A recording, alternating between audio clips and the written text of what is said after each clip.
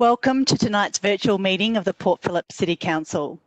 The City of Port Phillip respectfully acknowledges the Yalukit Willam clan of the Boonwurrung. We pay our respects to their elders, both past and present, and we acknowledge and uphold their traditional relationship to this land. Tonight's meeting is being held via the Webex platform and streamed via Council's webcast page and Facebook Live.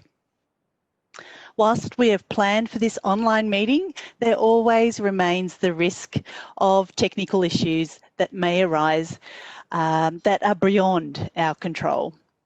If we experience any technical issues tonight, we'll adjourn the meeting for a short time to resolve the issue.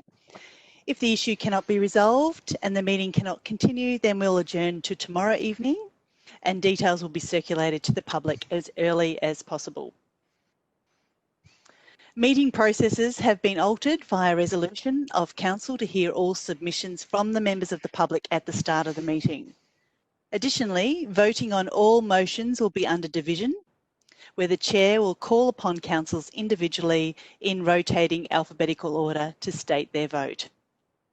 Okay, so councillors, we'll go to the main agenda tonight. And first up is apologies. And councillors, do we have any apologies?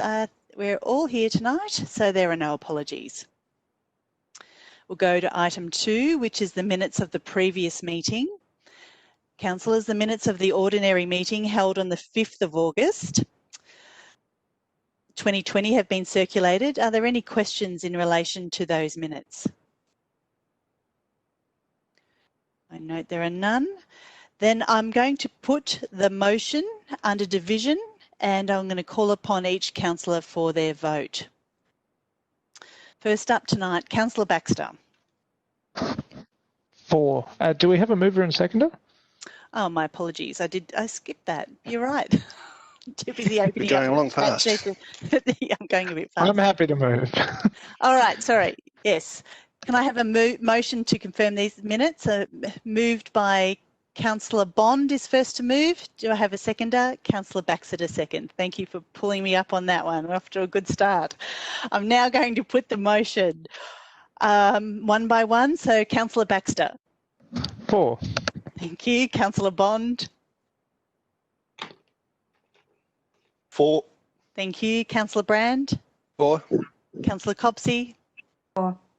Councillor Crawford. For. Councillor Gross. For. Councillor Pearl. In favour. Councillor Simic. For. Councillor Voss. For. That motion is unanimously carried. Thank you. Item 3 is declarations of conflict of interest. Does anyone have a conflict of interest in any matters at tonight's meeting? I do, Mayor. Councillor Crawford. I just need to get it up. Bear with me.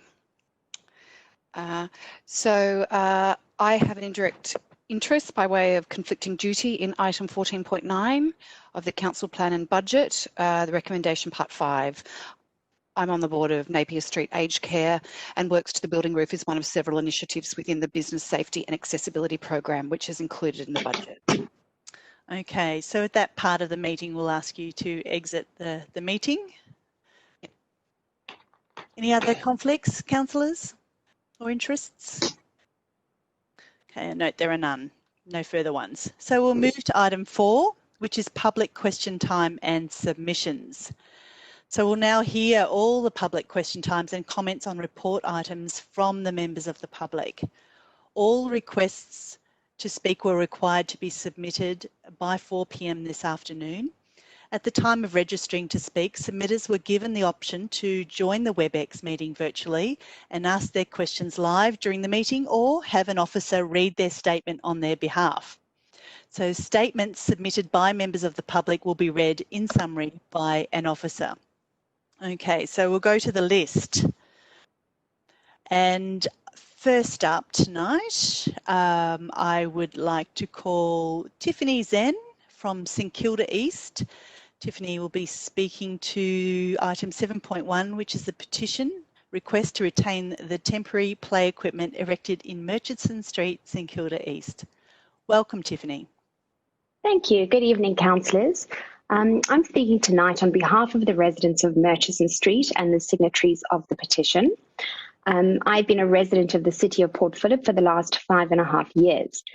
I'm speaking in relation to item number 7.1, petition request to retain the temporary play equipment erected in Murchison Street. I would like to thank all councillors for accepting the petition. Tonight, I would like to personally highlight to the council the importance of the petition that I've submitted. This petition was fairly easy to garner support for, as so many of our neighbours, and complete strangers for that matter, commented on what a beautiful initiative the play equipment was. So many parents indicated they would detour on their walks in order to have a play on the nature strip. It has brought much joy to the families in the street, as well as those who live in the area and walk by to use the swings. My motivation for this plea is purely from a community building perspective, a value that I believe is shared with the City of Port Phillip. As a mother, it has been a saving grace during COVID restrictions, as it has encouraged my children to get out of the house for some fresh air and sunlight, and allowed them to enjoy physical play and movement, which is so important for their health and development.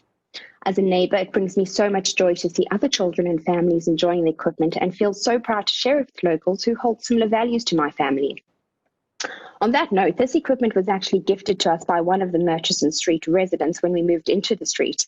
They were excited to pass down the equipment that their children had now outgrown.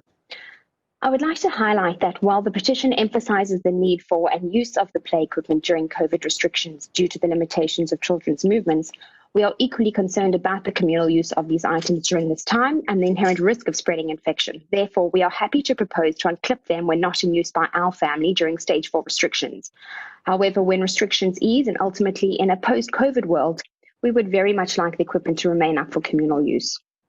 Once the petition was closed due to the submission to council, we received even more communal outcry about the equipment being removed and further support for it to remain.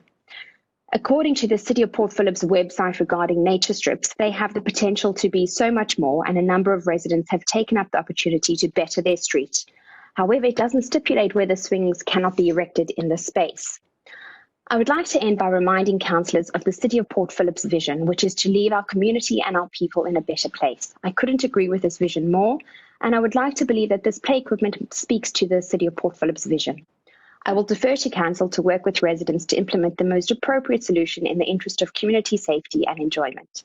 Thank you for your time tonight. Thank you very much, Tiffany. Now I call upon Steve Walker, who will be speaking to public question time. Welcome, Steve. Hello, Mayor. Thank you, and hello, councillors. Thanks for the opportunity to speak this evening. I attended the open forum that you conducted, Mayor, regarding the St Kilda Marina redevelopment about 2 weeks ago, and then made a submission on behalf of the Boating Industry Association of Victoria, where I'm the CEO. We at first were thinking that the planned redevelopment and the 35 plus 15-year lease was a very positive thing, and we certainly would acknowledge that parts of it are. And thank you for the consultative approach that's been taken to this this project and redevelopment. It's a really important and iconic boating facility, destination and location. BIAV, which is the Boating Industry Association of Victoria, we represent our members, but we also support Victoria's 200,000 registered boat owners and 420,000 marine licence holders. And I just want to quickly list 4 reasons why we're concerned about the redevelopment and the plan. The first reason is the halving of the wet berths. We understand this is related to Australian standards, and there's more space requirements under those standards, but we're not certain as to whether enough has been done to compensate for that.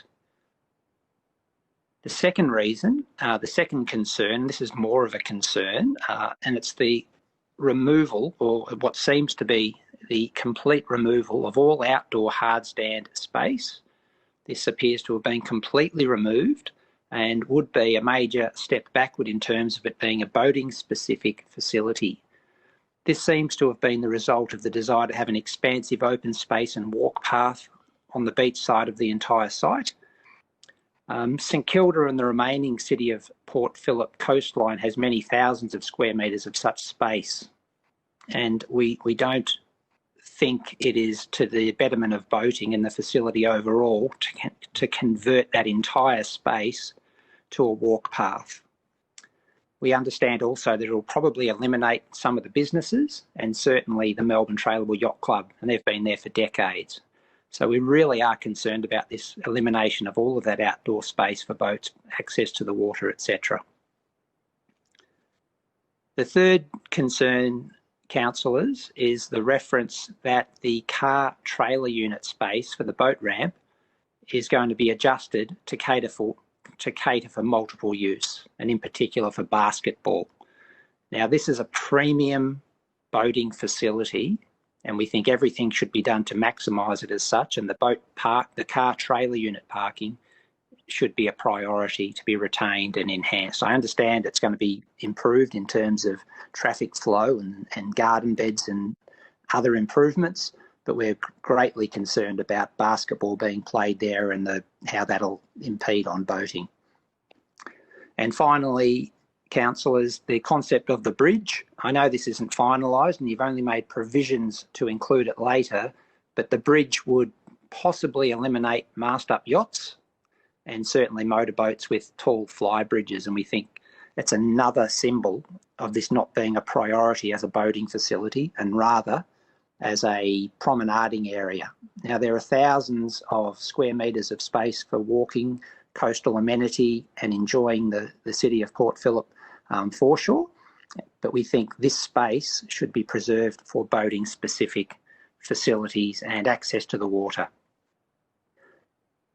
So, Mayor, thank you for the opportunity to say that tonight. I think there's some others in support of that way of thinking, some of the businesses that reside there, and I hope that Council can consider that before progressing things through to state government.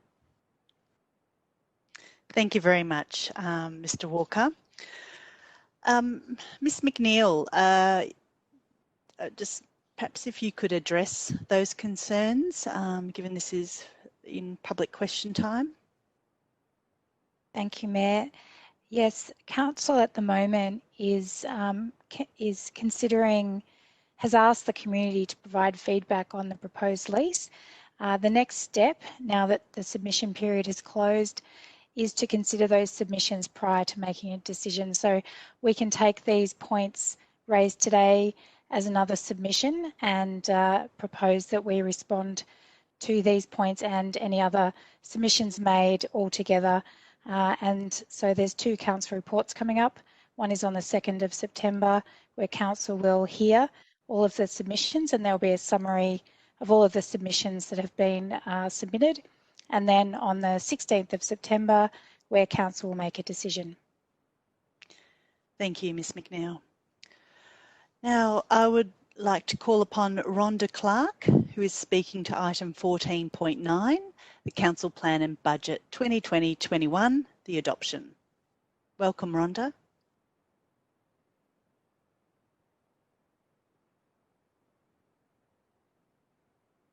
Hello, Rhonda. Are you out there? No, we might have lost Rhonda. Never mind, she might come back a bit later on.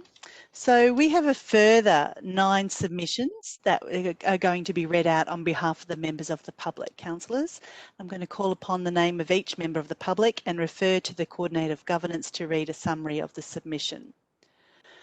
A copy of all statements will be published in full on Council's website tomorrow.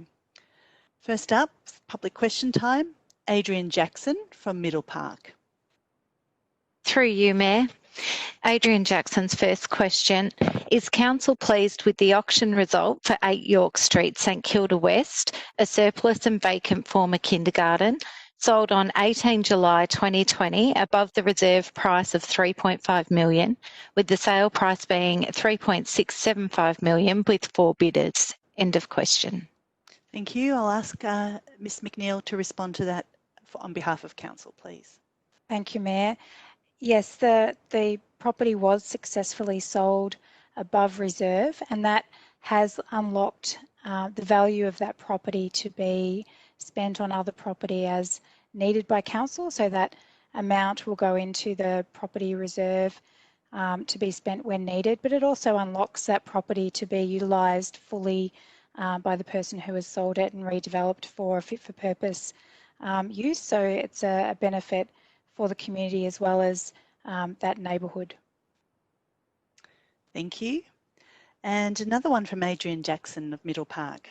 Through you, Mayor. Adrian Jackson submits, what sponsorship does Council provide to cultural smoking ceremonies? This one might be for you too, Ms McNeil. No? Through you, Mayor. Mr Keenan. Yeah, thank you. Thank you.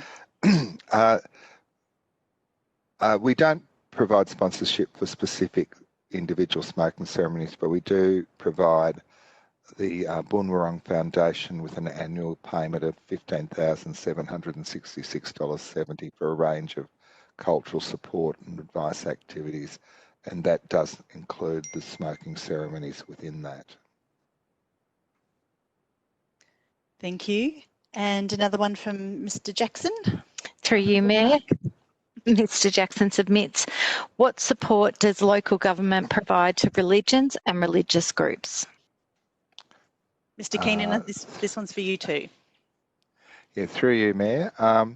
In relation to religious organisations, Council provides administrative support bi-monthly to the Multi-Faith Network, and this network relies on applications for external funding for any projects that they might do.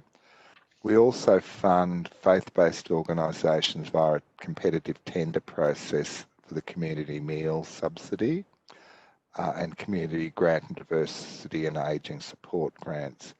These are awarded on a competitive nature and they are provided to community. They're welfare-based and non-denominational. The community meals subsidy for 2020-21 was $280,000, and that's Commonwealth money. Thank you. And we have another one from Adrian Jackson, Middle Park. Through you, Mayor.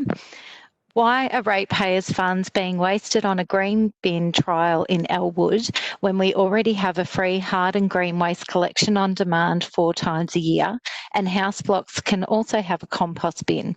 The council media release said Elwood was selected for the trial because there were many larger house blocks to store the now 3 bins in. Does this mean the smaller house blocks and flats will not have the green bin because of space problems? Does this mean the houses with no rear access will have 3 bins on the front veranda? Also, having a 3rd bin will not stop contamination and may make it worse. Please explain. Thank you. I think Ms Rosick. Through you, Madam Mayor, I might take that question. Okay, Thank great. you. Through you, Mayor, Council's Don't Waste It waste management strategy was developed in close consultation with the community. Through this consultation, our community told us that food and garden waste recycling was very important to them. As such, several actions were included in the strategy to trial food and garden waste recycling options that could best work for our diverse community. Council's hard and green waste collection service does not include food waste recycling, and not all households, especially those in apartments, have an appropriate area to compost.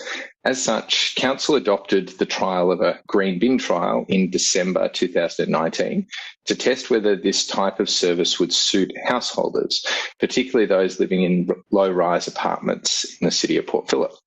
For those in mid and high-rise apartments, Council are trialling different food waste recycling collections, including a food-only service and an on-site composter.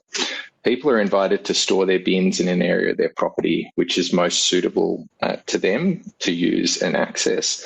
The food and garden waste recycling trials Council are currently undertaking will contribute to the body of information which will inform our future transition to all residents having access to a food and garden waste recycling service, as per the Victorian Government's recently mandated Circular Economy Policy Recycling Victoria that was released earlier this year.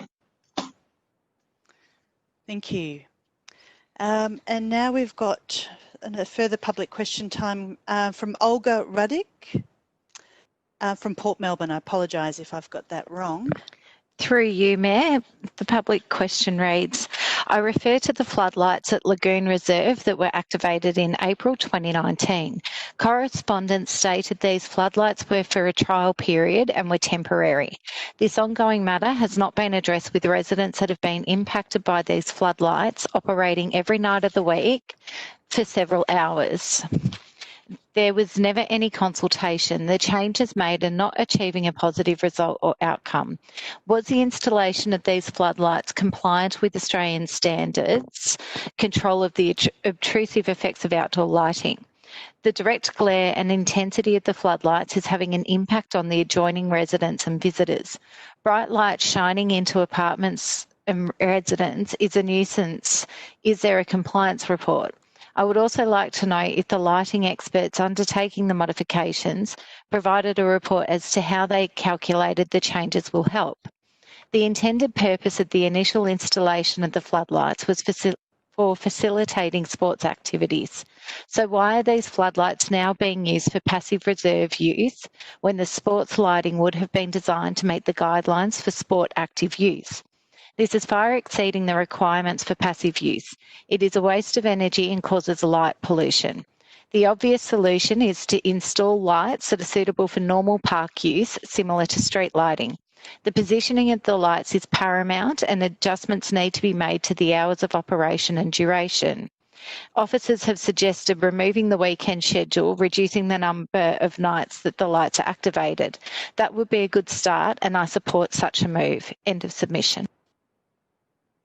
Thank you. Now I've got two officers on this one, Mr. Keenan and Mr. Trail.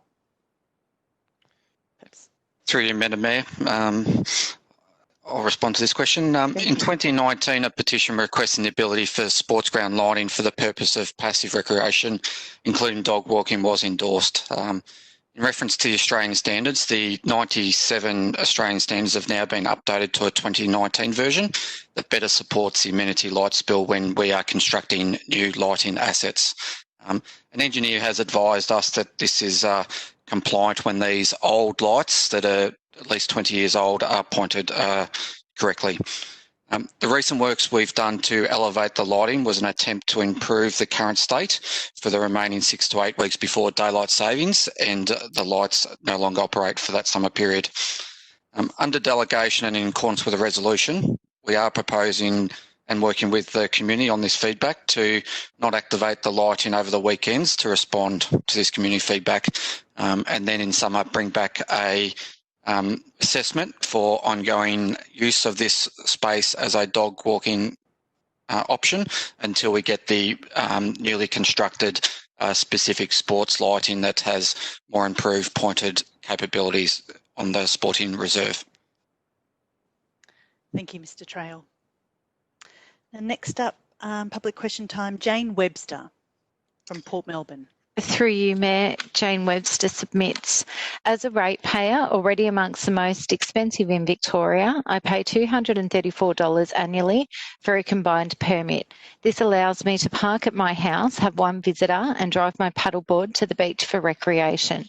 I am disgusted that Council bleeds residents and restrict activities that we moved here for. Originally, the permits cost a nominal amount. Now they are just gouging in a disgraceful manner. It has also been introduced by stealth. I only found out by accident, needing to have a sticker printed. I am requesting you urgently reconsider and reverse this decision. End of submission. Thank you. Ms. Rosick, are you able to provide a response to that? Through you, Mayor. Parking is a limited and shared resource, and Council in February endorsed the new parking management policy to ensure that we have fair and equitable access for residents to our off-street parking and prioritise residential use in residential areas. The parking permit types and come into effect from the 1st of July for new applicants and the 1st of 2021, for new applicants, and the 1st of July 2025 for existing permit holders. In regards to Ms. Webster's particular concerns about her fees, council officers would be happy to discuss them with her at a later date. Okay, so you'll get in touch with her, Ms. Rosick, or? Yes, I think yes, we can get in touch with Ms. Webster. Thank you very much. Next submitted to public question time is Trevor White from St Kilda.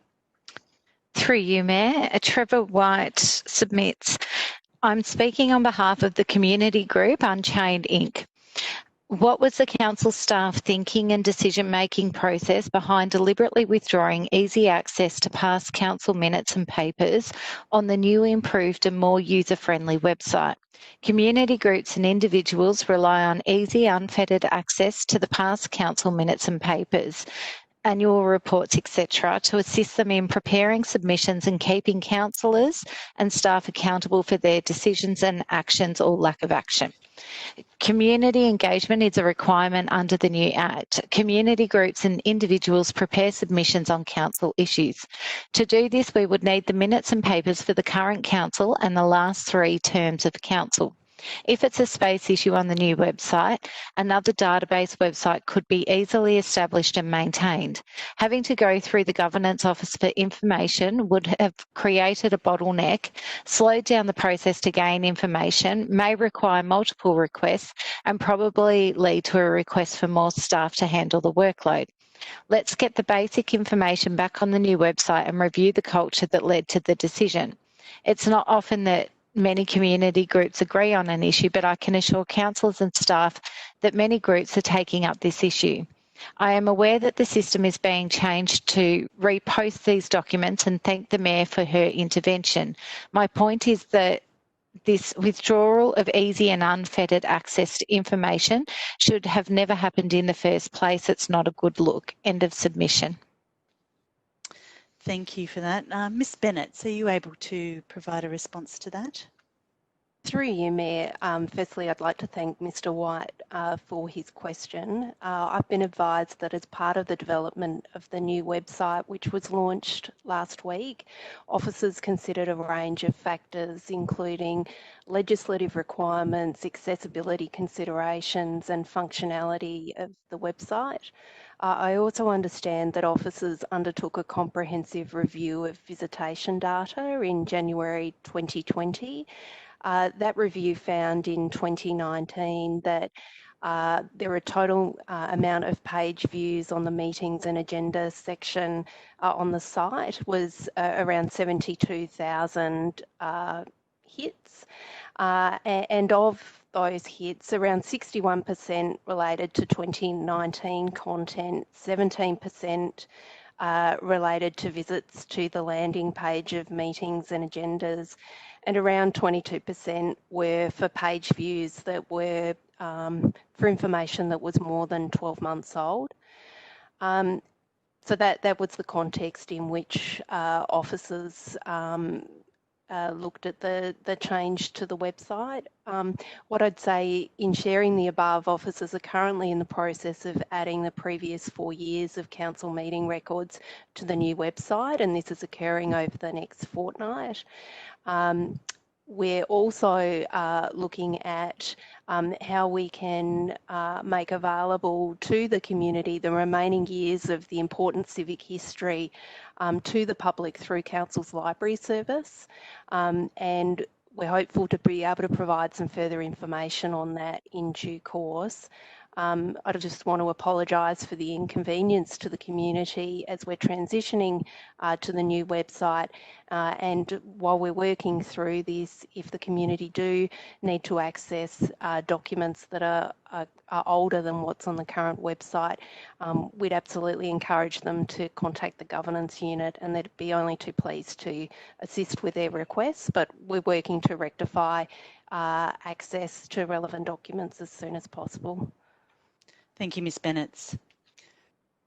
Next one on the agenda is to item 7.1, which is a petition. There's the request to retain the temporary play equipment erected in Murchison Street, St Kilda.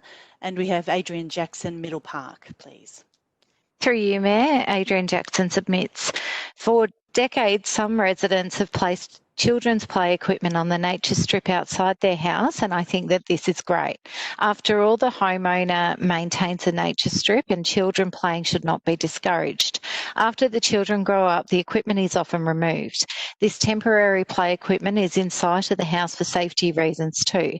Council should support residents who show initiative to support children's development. Some homes don't have backyard or only small ones. Finally, nature strips are used by some to wash cars rather than letting the water be wasted, and tradesmen use them when doing building work. Others plant small shrubs and flowers on nature strips with no problems. Council allows vegetable planter boxes to be placed on nature strips too. Nature strips are common land for everyone to use. End of submission.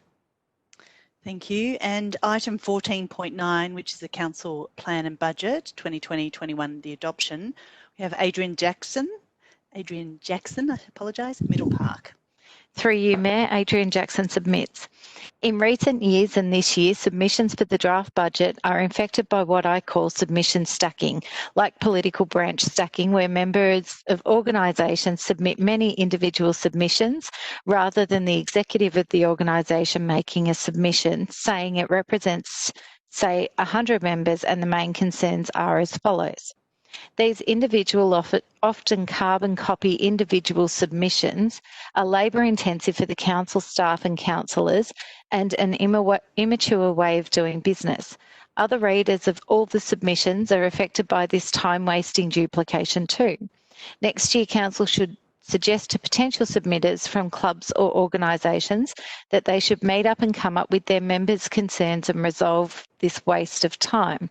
Stop the paper waste. Organisations concerned with the environment should take greater care. I request that individual submitters' names be included in the budget submissions and that next year submitters are provided with the reference code that appears on the left margin of the list of submissions, which will help me and others look up the submission to see that it is there and correct. End of submission. Thank you. And now for our last one, we'll see if we can get back Miss Rhonda Clark, please. Good evening, it's Rhonda Clark from Elwood, and I'm welcome. Thank you. I'm speaking on behalf of the ratepayers of Port Phillip. Council's latest budget papers show revenue to increase, particularly due to parking fees and fines revenue, which is budgeted to increase slightly in 2020 to 21 over the forecast for 2019-20 figures. Given all the COVID challenges, what will the council do if this revenue does not meet the budget targets? What are the options that council and the councillors have to reduce the already large budget deficit? Thank you. Thank you very much, Rhonda. A councillor may take up that question during that item. Thank you very much. Well, councillors, that's the end of our speakers for this evening. So we'll now go to item 5 on the agenda, which is councillor question time. Councillors, do you have any questions of the officers for this evening? I have one. Oh, no, we'll go to Councillor Pearl first. Thanks, Councillor Voss. I've got 3 quick questions, if I could, Councillor Voss. There's a bus stop has been installed rather strategically in the middle of the bike path in Port Melbourne, down on the Sandridge side, just near the Sandridge Lifesaving Club. The photo almost seeing is believing, but literally a bus stop has been plonked in the middle of the bike path. Resource conflict with public transport versus cycle paths, but I don't think anyone would support that piece of infrastructure being put there. Just wondering if council is advocating for a more equitable outcome for cyclists in this area. Okay, wondering, Miss Rosick, maybe, or through you, Mayor, in regards to firstly the bus stop, if there is a bus stop that's causing any safety issues, we will definitely report that to the Department of Transport. I'm not aware of that. In terms of improving the bicycle infrastructure for our community and visitors, Council is currently exploring some opportunities to enhance bicycle infrastructure in accordance with our Move, Connect, Live strategy, and also to respond to COVID-19 and the need for additional bicycle infrastructure as people move into other modes of more active transport. And some of these opportunities are also included in Council's proposed budget this evening. Thank you. Thanks, Mayor. I just a note, I had sent the photo to officers prior to the meeting. My second question is relating a follow-up from a few months ago now from behind the scenes, is the economic impact from the withdrawal of the Spirit of Tasmania from Port Melbourne and TT line. Do officers now have an estimation of the cost to our local economy in terms of gross local product, etc., that the Spirit of Tasmania will lose by leaving its berth at Port Melbourne and being moved to Geelong? Ms Rosick? Through you, Madam Mayor, in terms of economic benefit or thereof, I'll take that on notice. I note that a number of community residents, a number of local residents were concerned about traffic impacts, so there are some other benefits, but in terms of local economy, I'll take that on notice. Thank you. Councillor Pearl? Great. And the last one was in relation to the lights in Lagoon Reserve. So two parts of the question. The first part is the Australian standard being met even with the lights being tilted down, the 20-year-old lights being tilted down, but the amount of light that's being reflected or refracted off the roof into the apartments across the park? The second part of the question is this was also meant to be a trial, and clearly the amount of light pollution that's been given off by the lights is not fit for purpose, and we obviously need to come to a longer-term solution here. Does council officers have a clear timeline to get us to a more workable solution for both dog owners, park users, and also the residents that live adjacent to the park? I think that might be one for Mr Trail.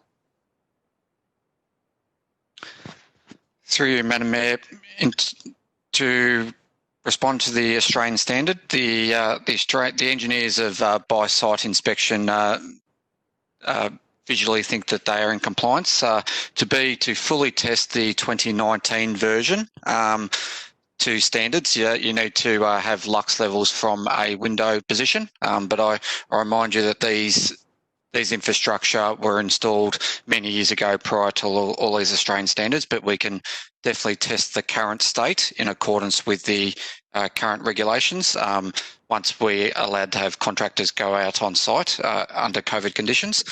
In regards to project going forward, modern sports ground lighting would resolve a lot of these issues. We are delivering them at multiple other locations throughout the municipality, and they are planned within our capital program.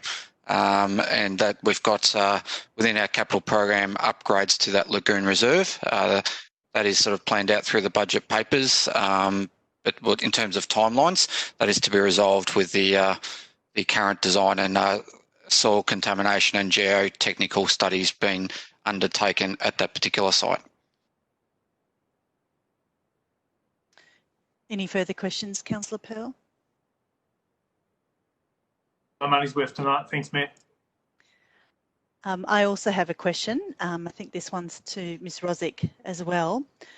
And it's about, with more and more 100% electric vehicles on the road, what is the City of Port Phillip doing about policy in relation to charging these vehicles, given most properties do not have garages and many will need on-street charging? Cords over footpaths, tripping hazards, poor systems that are not weatherproof, etc. What are we doing about this coming at us? Thanks, Ms. Through you, Madam Mayor, ensuring our community benefits from these new transport options and establishing a policy position is included in as an outcome in Council's Move, Connect, Live strategy. Council recently installed 2 electric vehicle chargers at South Melbourne Market rooftop car park for use by the community. However, unfortunately, due to COVID-19 stage 4 restrictions, the charges need to be tested and certified by an electrician before they can be made available for use. But once restrictions are eased, we will be able to do this work and promote the charges to the community. And the draft budget this evening also includes approximately $300,000 over 4 years for the community electrical vehicle charging program to support uptake of electric vehicles. And this will be discussed with councillors in the coming months. And in terms of policy, we're looking at possible mechanisms such as engaging with companies that can install chargers on our public streets and in car parks, engaging with electricity distributors and car share companies to discuss options for installing on-street charging facilities, using the planning scheme to encourage and enforce charging facilities on private land, advocacy, and of course, with council's endorsement of any of these policy positions, we will continue to provide information and support to our community. Thank you, Ms Rosick. Any further questions, councillors? Can't see any there, so we'll move on to the next item on the agenda, item 6, which is the sealing schedule, and we don't have any items for sealing on tonight's agenda. Item 7 is petitions and joint letters. We have heard from some members of the public previously, and so we have 2 petitions on tonight's agenda. 7.1 petition, which is the request to retain the temporary play equipment erected in Murchison Street, St Kilda East. Councillors, are there any questions of the officers for this? Councillor Crawford, sorry, Councillor Pearl first. You got in just beforehand. I know that's earlier, was it? Sorry. Councillor Crawford. That's from before. Yeah.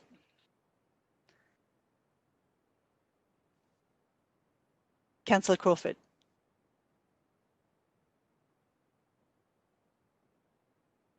Councillor Crawford, we can't hear you just yet. Just try again. Oh. Can you hear me now? Yes, we can hear you now. These machines. I was wondering if I could ask officers. My understanding is that the equipment being used, it doesn't relate to the nature strip as much as the health of the tree. I just guess I wanted to clarify because there's been lots of things mentioned, and I guess I just wanted to clarify that is what it's mainly about. Ms Rosick. Through you, Madam Mayor, the equipment is hanging from a tree, so it does involve a council asset. It is a complex matter, though, in regards to it also involves use of public space, and the tree is also on the nature strip. So we will work across council to present information to council in a subsequent council report. Council does have responsibilities to protect the health, safety and wellbeing of the community. I will note that we do have a public space strategy out at the moment, and we are looking at additional opportunities to provide play spaces in our streets and local areas as well. Thank you, Ms Rosick. Any other questions? Then, councillors, we have an officer's recommendation. Would someone like to move this or something different? Councillor Copsey to move. Do I have a seconder? Councillor Baxter to second. Thank you. Then I will now put that motion again under division. Councillor Bond, first up. For. Councillor Brand. Can't hear you, Councillor Brand. Say it again.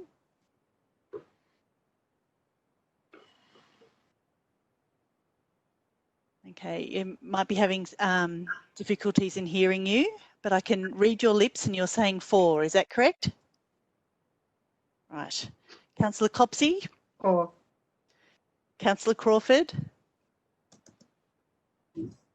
For. Councillor Gross? For. Councillor Pearl? In favour. Councillor Simic? For. Councillor Voss? For. Councillor Baxter? For. Thank you. Right, that motion is unanimously carried. Now, item 7.2, the petition requesting action on lack of drainage causing water pooling and ongoing rising damp on properties on Clyde Street. Councillors, are there any questions in relation to this report, noting we are just receiving them tonight?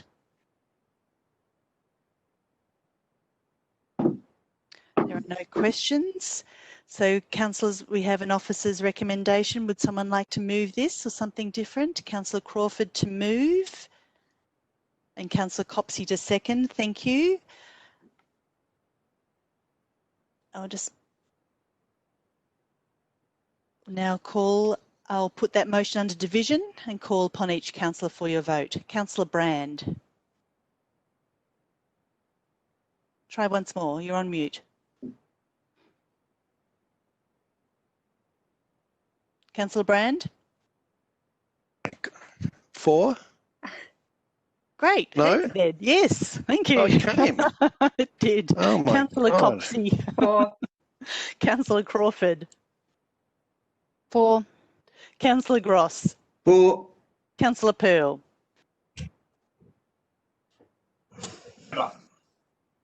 Thank you. Councillor Simic. 4. Councillor Voss. 4. Councillor Baxter. 4. Councillor Bond. 4. That motion is unanimously carried. Well done. Now we'll move to the major area in tonight's agenda, being the reports. Okay, so first item up is 14.1, which is the notice of intention to lease or finalise the lease with South Melbourne Life Saving Club. Councillors, are there any questions of the officers?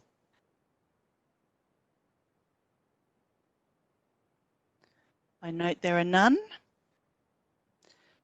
Then we have an officer's recommendation. Do I have a mover for that or something different, councillors? Councillor Crawford to move and Councillor Gross to second. Councillor Crawford, would you like to speak to the motion? Not at the moment, ma'am. Thank you. Councillor Gross? Would you like to speak to No, the motion? no, thank you. Would anyone else like to speak to the motion?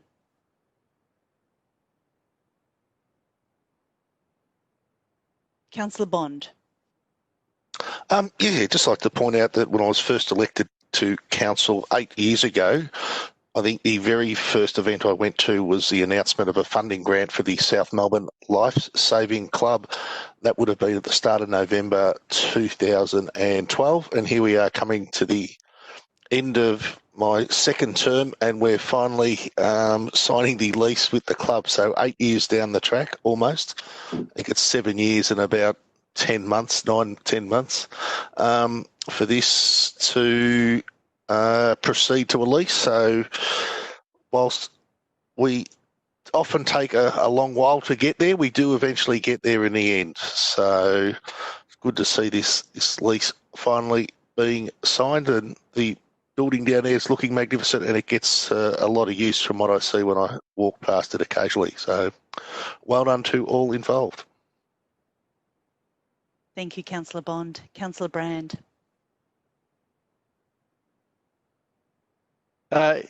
Yes, when I first got onto council 4 years ago, my first event was the South Melbourne Life Saving Club, and I thought I was coming right on the tail end of a long and arduous process.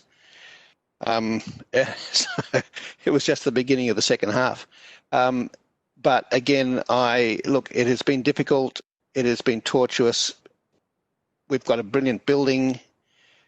We've got, I hope, a brilliant outcome. And I sincerely just, there are going to be imperfections with everything, but I really want this club to succeed. It's got such a great spirit when you're out there on the sand, and this building just will serve it really well, and the whole situation.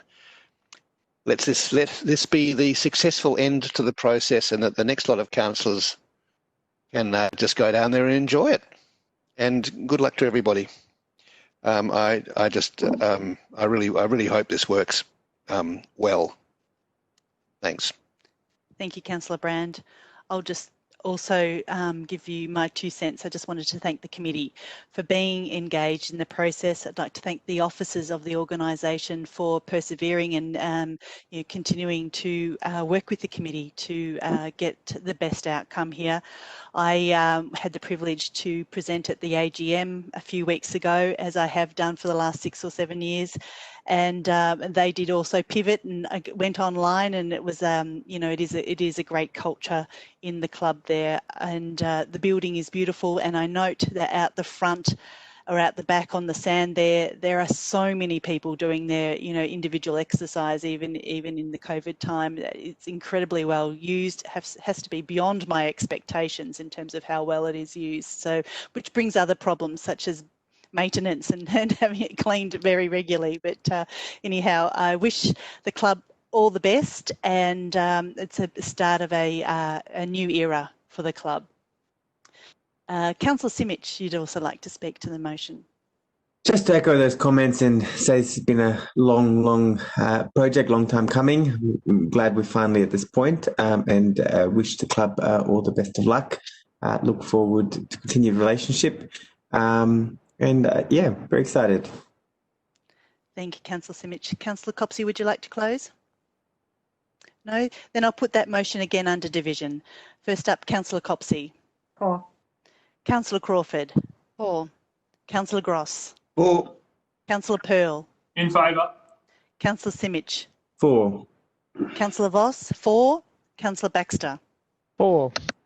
Councillor Bond. For. Councillor Brand. For.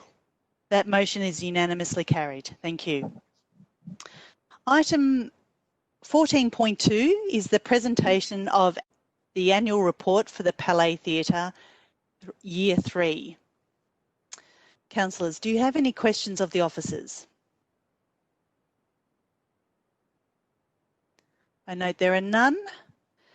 Then I'm going to ask if we have, councillors, we have an officer's recommendation. Would someone like to move this or something different?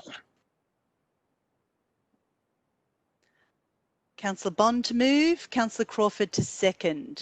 Have I got that right? Yes. Oh, Councillor Bond, would you like to speak to the motion? Yes, I would, just to say that I know the Palais Theatre were doing really well up until the start of the year, and they, like most other businesses, in fact almost every other business, have been severely impacted by what has occurred over the last few months. I think reading their report, they were on track to have a very good year, but unfortunately events have gotten in the way. It won't be like this forever. We will, at some point in time in the future, no one knows when, be able to reopen and go back and use the Palais Theatre, and I look forward to them returning to the successful couple of years they had between taking over the lease and the start of this year. I think it's great that they continue to do their report, and the Palais Theatre Fund, which was set up in the lease that was signed, I think, back in about 2016, somewhere around there, continues to do some great work and supports some really worthy local businesses and organisations and sporting clubs. So it's great to see the people benefiting from the Palais Theatre Fund. Thank you, Councillor Bond. Councillor Crawford, would you like to speak to the motion? Yes, please. I look forward to the day when this grand old lady is able to welcome visitors to her again. I think she, Palais herself, and this report represents the hardship that the arts community and the entertainment community and events community are suffering most, and as is well known, probably one of the last kind of businesses that can get online, because it requires lots of people in close proximity in a enclosed space. So I just wanted to acknowledge, thank you for all the work that they do at the Palais, but also acknowledge to the wider creative community that lives and visits our city, that we understand how hard it's been, and I know that there is a long road ahead to recovery, and we as a council are very aware and will do our part. Thank you, Councillor Crawford. Would anyone else like to speak to this motion? If not, I'll put the motion again under division. First up, Councillor Crawford. For. Councillor Gross. For. Councillor Pearl.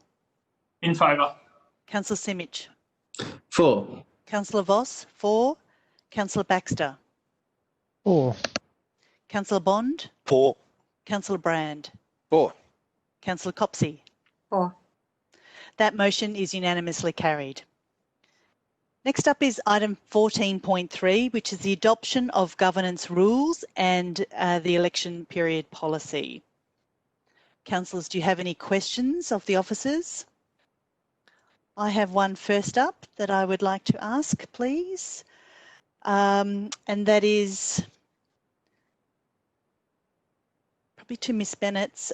When do these rules come into effect? Is it after this motion tonight or is it at another time? Through you, Mayor, if Council passes the recommendation as proposed by officers, the new governance rules wouldn't come into effect until the 1st of September. So for the course or the remainder of today's council meeting, the current standing orders would be used to manage the meeting. So it won't take effect until the 1st of September in line with the requirements of the new Local Government Act. Thank you. Any further questions, councillors? Can't see any. So we have an officer's recommendation. Do I have a mover for this or something different? Councillor Gross to move, Councillor Copsey to second. Councillor Gross, would you like to speak to the motion? I will have a short chat, please, Madam Mayor. This is a fairly mechanical resolution which addresses the new Local Government Act 2020. The new Local Government Act has a number of regrettable and really, really commendable provisions to it. And to the untutored eye, it looks very, very similar to the old Act, but it is not. It's got quite a few little important nuances there. And I can foreshadow that we'll be constantly coming back to look at the provisions of the Act and undertake those changes to our procedure and organisation that may be mandated by the new Act. So this, I imagine, will be the first of several similar resolutions, and I urge councillors to support it because I think it's both necessary and reasonable. Thank you. Thank you, Councillor Gross. Councillor Copsey, would you like to speak to the motion? No, I'm fine, thanks. Would anyone else like to speak to the motion? No, so if not, I'll put that motion under division. First up is Councillor Gross. For. Councillor Pearl. In favour. Councillor Simic. For. Councillor Voss. For. Councillor Baxter. For. Councillor Bond. For. Councillor Brand. For. Councillor Copsey. For. That motion is unanimously carried. You didn't ask me, Mayor, sorry. Oh, you're on the next page. I'm sorry. That's all right. I don't mind not voting, but probably good. Councillor Crawford. For. That motion is unanimously carried. Thank you very much. Item 14.4, which is the adoption of public transparency policy. Councillors, any questions of the officers on this one? If not, we have an officer's recommendation. Do I have a mover for that or something different? Councillor Baxter to move, Councillor Pearl to second. Councillor Baxter, would you like to speak to the motion? I'll reserve. Councillor Pearl? Yeah, absolutely. I'm happy to support this, but as I've said previously, I don't think it goes far enough, and there's a lot that local government needs to do in terms of improving transparency, particularly around relationship councillors have with others in our community, and also councillor expenses. There's lots more that we can do in terms of accountability in this sector and transparency. This is a good improvement on the previous one, but it's taking a glacial pace in terms of getting the sort of transparency that we need at the local government level to ensure that all of our residents and all of our ratepayers can have full confidence in the actions, behaviours of councillors, council officers, and the integrity of local government itself. Thank you, Councillor Pearl. Would anyone else like to speak to this motion? Councillor Baxter, did you want to? Sure. Yeah. Well, just to say that, yeah, this is required under the new Local Government Act. I'm sure there are many ways in which we can sort of continue to improve it going forward, but I think this is we're doing what we need to do to make sure we're compliant with legislation, and I look forward to, as always, discussing ways that we can be more transparent in the future with the future council. Thank you. Then I'm going to put the motion under division. Councillor Pearl. Favour. Councillor Simic. For. Councillor Voss. For. Councillor Baxter. For. Councillor Bond. For. Councillor Brand. For. Councillor Copsey. For. Councillor Crawford. For. Councillor Gross. For. That motion is unanimously carried. 14.5 is the adoption of interim councillor expenses and support policy. Councillors, do you have any questions of the officers? I note there are none.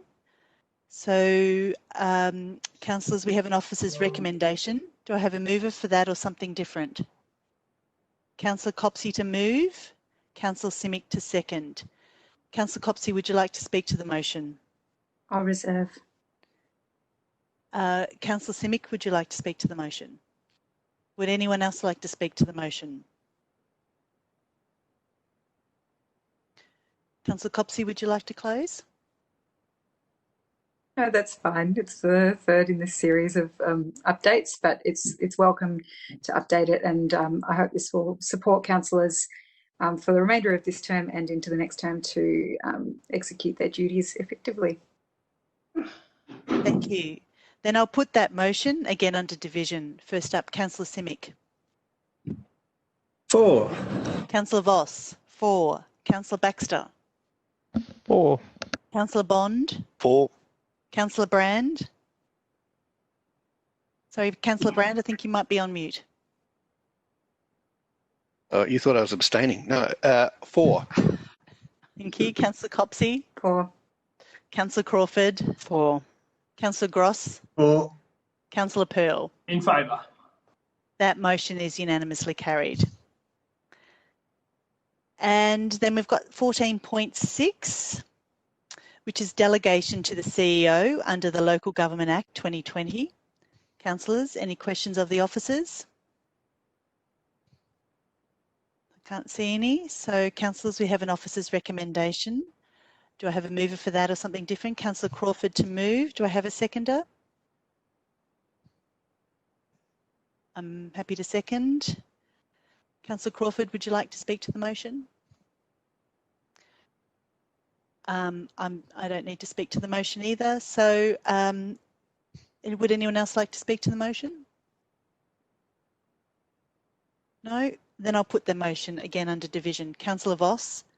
For. Councillor Baxter. For. Councillor Bond. For.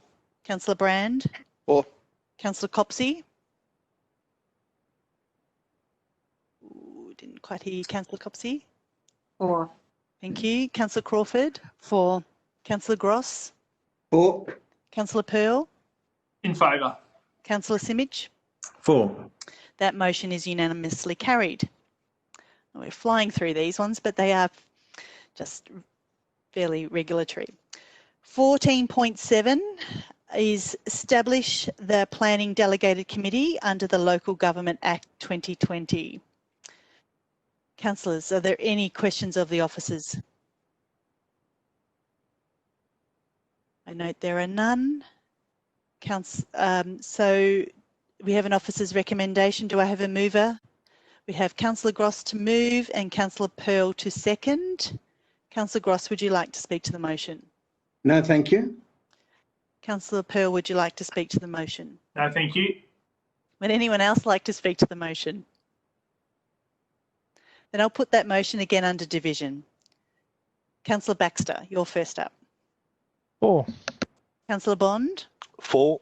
Councillor Brand? For. Councillor Copsey? For. Councillor Crawford? For. Councillor Gross? For. Councillor Pearl? In favour. Councillor Simic? For. Councillor Voss? For. That motion is unanimously carried.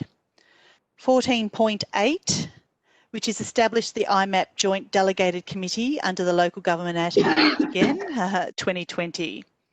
Councillors, any questions of the officers? I note there are none. We have an officer's recommendation. Do I have a mover for that or something different? Councillor Crawford to move. Do I have a seconder? Councillor Brand to second. Councillor Crawford, would you like to speak to the motion? No. Councillor Brand, would you like to speak to the motion? No, I don't think there's anything for me to say, really. Would anyone else like to speak to the motion? I'll also say a few things. So, I guess one of the key things to this motion is it's complying with the Local Government Act, as of all the others before, but the IMAP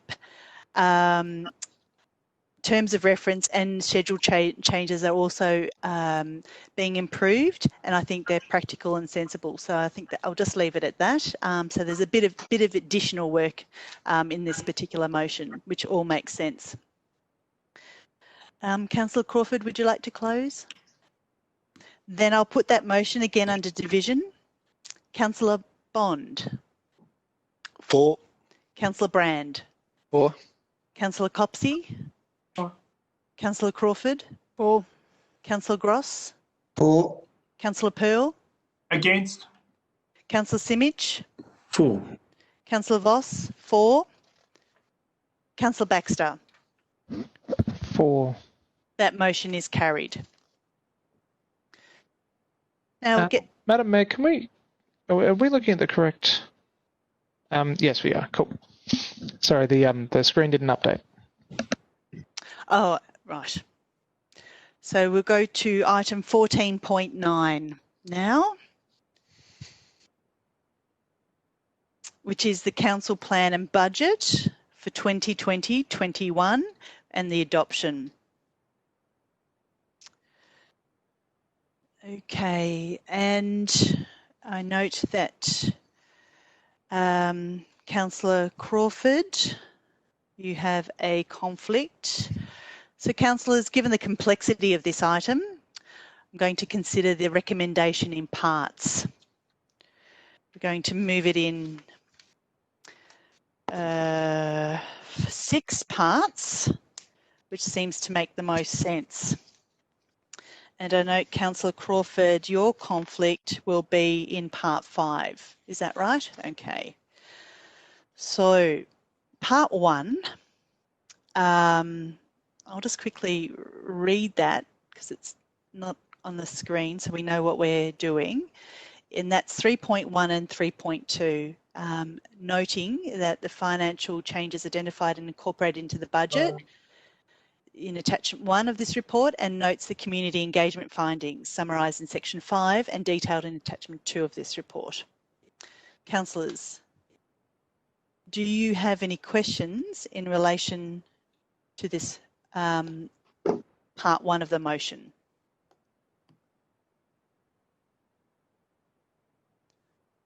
I'm not seeing any questions. Okay, so councillors, do I have a mover to this? Councillor Gross to move. Do I have a seconder?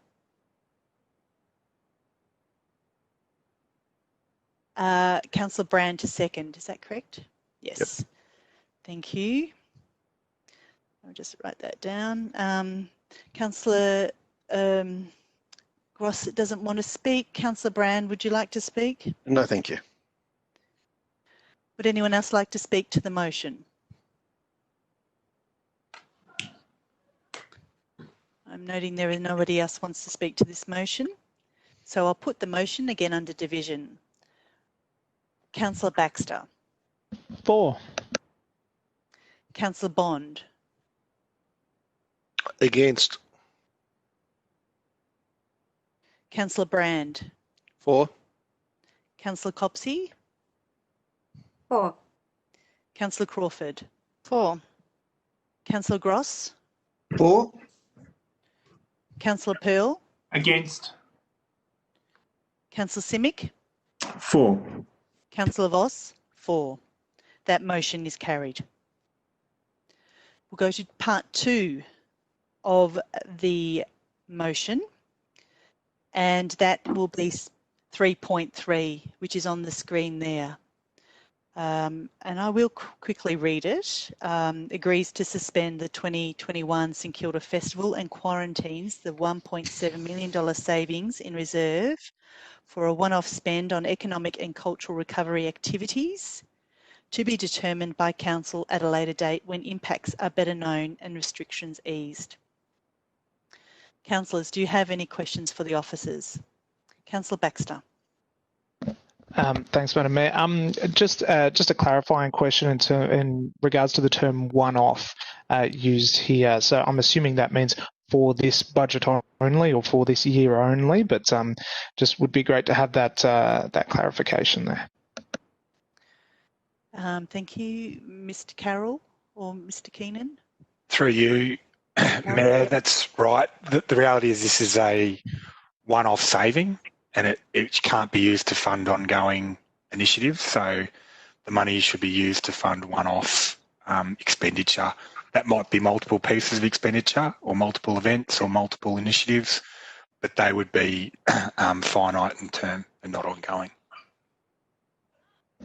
And just to follow up on that question, there's nothing wrong with using the term one-off here in terms of an understanding about how we could use that money. One-off means for the year. It doesn't mean for one single spending item, because some people might read it that way, but we're quite clear that that's what we mean. Through you, Mayor, that's right. By adding the word activities at the end, we think that makes it absolutely clear. Thank you. Thanks very much. Carol. Councillor Pearl. Thanks very much. What's the criteria or proposed criteria that Council will be making its judgment on in the future in terms of where this money is spent? Thank you, Mr. Carroll. Through you, Mayor, that is something we need to work through in more detail with the councillors, whether that be you or a future council. One of the key things here is things are moving quickly. We're not certain, and there's a high degree of uncertainty about what the future holds. And we'll need to do some further work to make sure it's targeted to the right areas based on what happens in the future. And so we'll work with either this council or a future council to develop that criteria. Thank you. Any further questions? Just another one, if I could, Mayor. Yes, I'm not put it in the right chat. Sorry, I'm using my phone tonight, so it's a bit difficult to navigate. So apologies if you didn't get the cue. No, I did. Yep. Oh, that's okay. So a bit like Councillor Baxter's question, and it might be semantics, but the word suspend. So is the suspend in terms of the activity around the money, but we're not suspending the festival, we're cancelling the festival in effect? Mr. Carroll? Through you, Mayor, yes, we are cancelling the festival. We're proposing to cancel the festival for next year. I think what we're trying to infer from the suspend is that it wasn't a permanent cancellation. It was a one-off, one-year suspension of the event or cancellation of the event. It's not that it's not proposed that it wouldn't be back in the future. It was just to infer that it was for 1 year. Any further questions, councillors? If not, we have an officer's recommendation. Do I have a mover for that or something different? Councillor Copsey to move, Councillor Crawford to second. Councillor Copsey, would you like to speak to the motion? I'll just reserve, thanks. Councillor Crawford? Yes, I would like to. It is with a heavy heart I know that Council reaches this decision, but given the uncertainty of events and the ongoing need for a vaccine, we felt this was the right decision. However, the money is going into or into reserve to be used for a reimagined version of St Kilda Festival, whether it be 10 events across the municipality once we can come together, whether it's an art-led recovery by events happening in our open spaces. We don't know, and that's actually part of what we will need to have ideas from the community about what those things can be. But we are putting aside this money to help the economic and cultural recovery of our city, which we know is extensive. And St Kilda Festival will return. It may just be, it's a long, elongated festival of City of Port Phillip, perhaps, not just St Kilda, as we look to support our traders and our artistic communities across the municipality. I would like that, actually. Perhaps it's a slightly different version. But we are really aware that for some, it is a very big iconic moment, and it is a sadness that we are facing given the COVID restrictions. But it is not that we are not there in heart and soul wanting to provide opportunity for our artists, for our traders and for our community. Thank you, Councillor Crawford. Councillor Pearl? Thanks very much, Mayor. I'm going to vote against this, but I want to explain to you quickly why I'm voting against it and the rationale behind it. So the St Kilda Festival is a much loved and very large investment of the cultural investment of the city in St Kilda. In Gateway Ward, where I represent, it has a mixed view from a cultural significance point of view. Some people value it very highly, other people don't necessarily. And then from an economic point of view, the same could actually be said. Some feel that it's good value for money. Others feel that it's a waste of ratepayers' resources. So from a local perspective of the people I'm elected to represent, it's fair to say there's mixed views, but I don't think there's any choice based on the world that we currently live in that the festival unfortunately has to be suspended or cancelled, really, and it won't happen this year. The reason I vote against this small motion here is to be spent on, it should be invested in economic and cultural recovery. My view has been behind the scenes and is today that any money that is held in reserve or held in surplus should fight and battle against other projects to ensure that ratepayers, the most vulnerable in our community and the most hurt and heartfelt, which may be the arts and cultural community, get access to the best project. By pigeonholing it into one reserve area, we're not allowing this money to compete against initiatives such as returning it in different ways to ratepayers, residents and those most vulnerable. So on that basis, that's my rationale this evening for voting against subsection 3.3. Thank you, Councillor Pearl. Councillor Gross. Thanks very much, Madam Mayor. What Councillor Crawford said is true. This is the heaviest of hearts. I just wanted to say two things. First of all, in the conversation publicly about the St Kilda Festival, it has emerged that it earns the traders in the area 10 times what we invest, $17 million. So we spend $1.7 million and we get certain dividends back, such as providing activities that promote the suburb and activities that appeal to the younger generation. But it also is extraordinarily successful. I just can't think of many things that we do that is so successful, and we should not be hesitant about defending it. And I know that, as Councillor Pearl has said, that down his end of town, there is some doubt about it. But let me try to assuage that doubt, that it really makes a lot of sense financially, culturally, and in other ways for this festival to proceed when it can. And the second thing I wanted to say is that we have to keep one eye on Pride March. We don't run Pride March, we support it, but it's on around the same time. At the moment, Pride is according to the website, going ahead. So we want to make sure that when we finally work out what to do with this 1.7, that we are in lockstep with Midsummer and Pride March, so that we, don't cancel when they're going ahead and don't go ahead when they're cancelling. So I think we need to be consistent. Thanks very much. Thank you, Councillor Gross. Before I go to Councillor Brand, who wants to speak, Councillor Crawford has a clarifying question. So, sorry, Councillor Brand. I just wanted to ask, does this particular wording in the motion exclude it from what perhaps Councillor Pearl referred to? Is it not quite broad in its criteria? Well, we haven't developed the criteria, so therefore is it not broad and be able to use across a whole breadth of items? Mr. Carroll? Through you, Mayor, I think it's broad in terms of providing support for economic and cultural recovery activities. So there's a fair bit that could fit within that scope. It's not as broad as what is intended by Councillor Pearl's principles.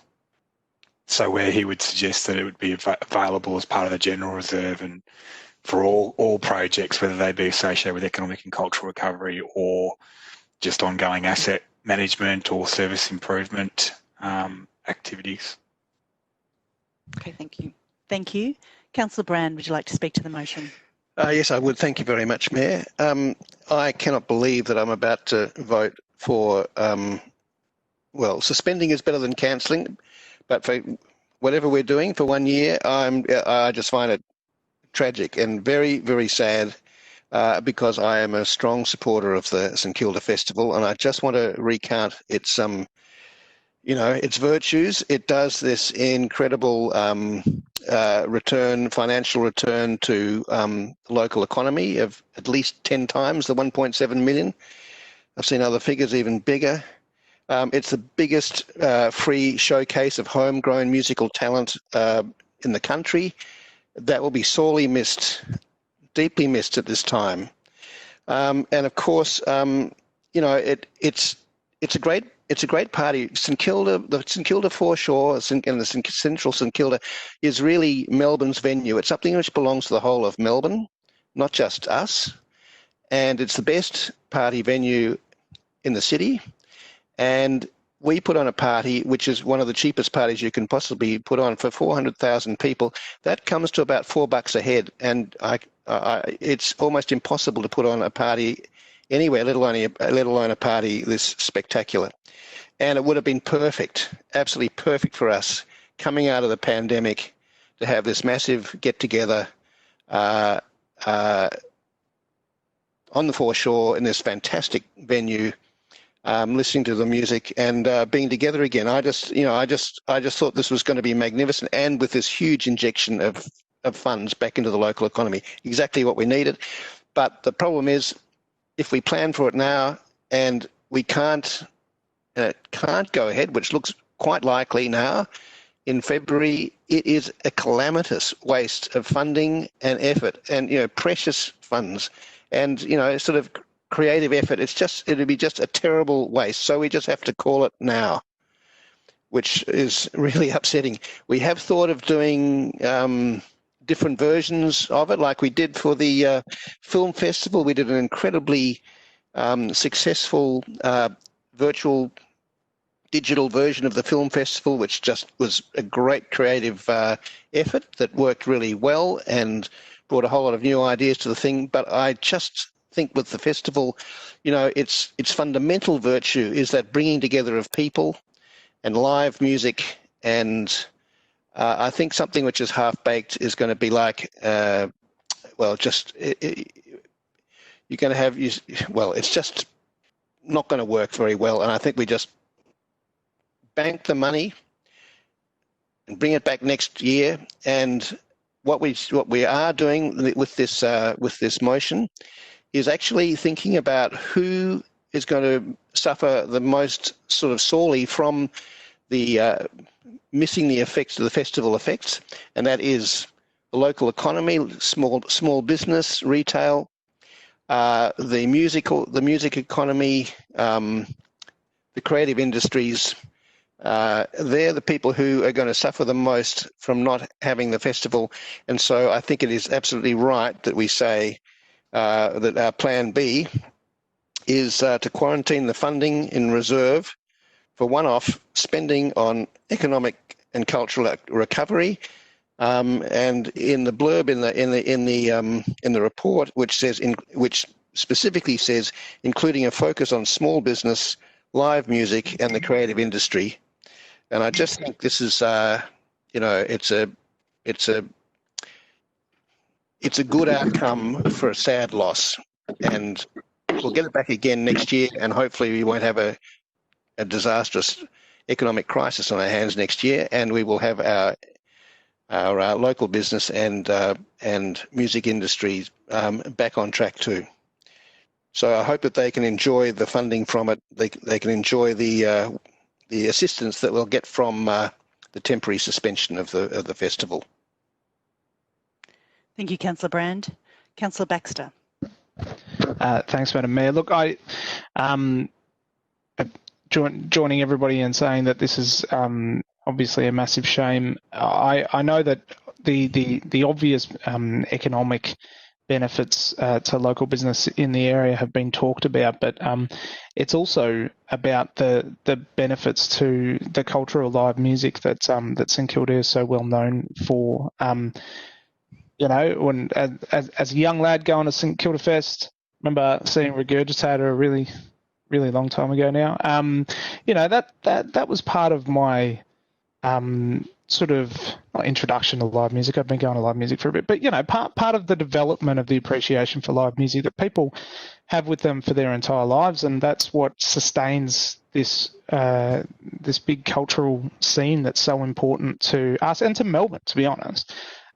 So it's the benefit to art and culture is also really important, and that's why I think if we can use this in another way that can get some benefit there as well, that would be really good. Nothing's going to be able to replace the St Kilda Festival next year, both in terms of the cultural impact or the economic impact, but we'll do our best and see what else we can do. Like Councillor Brand, I hope to be coming back in 2022 for brought back St Kilda Fest. Thank you, Councillor Baxter. Councillor Bond.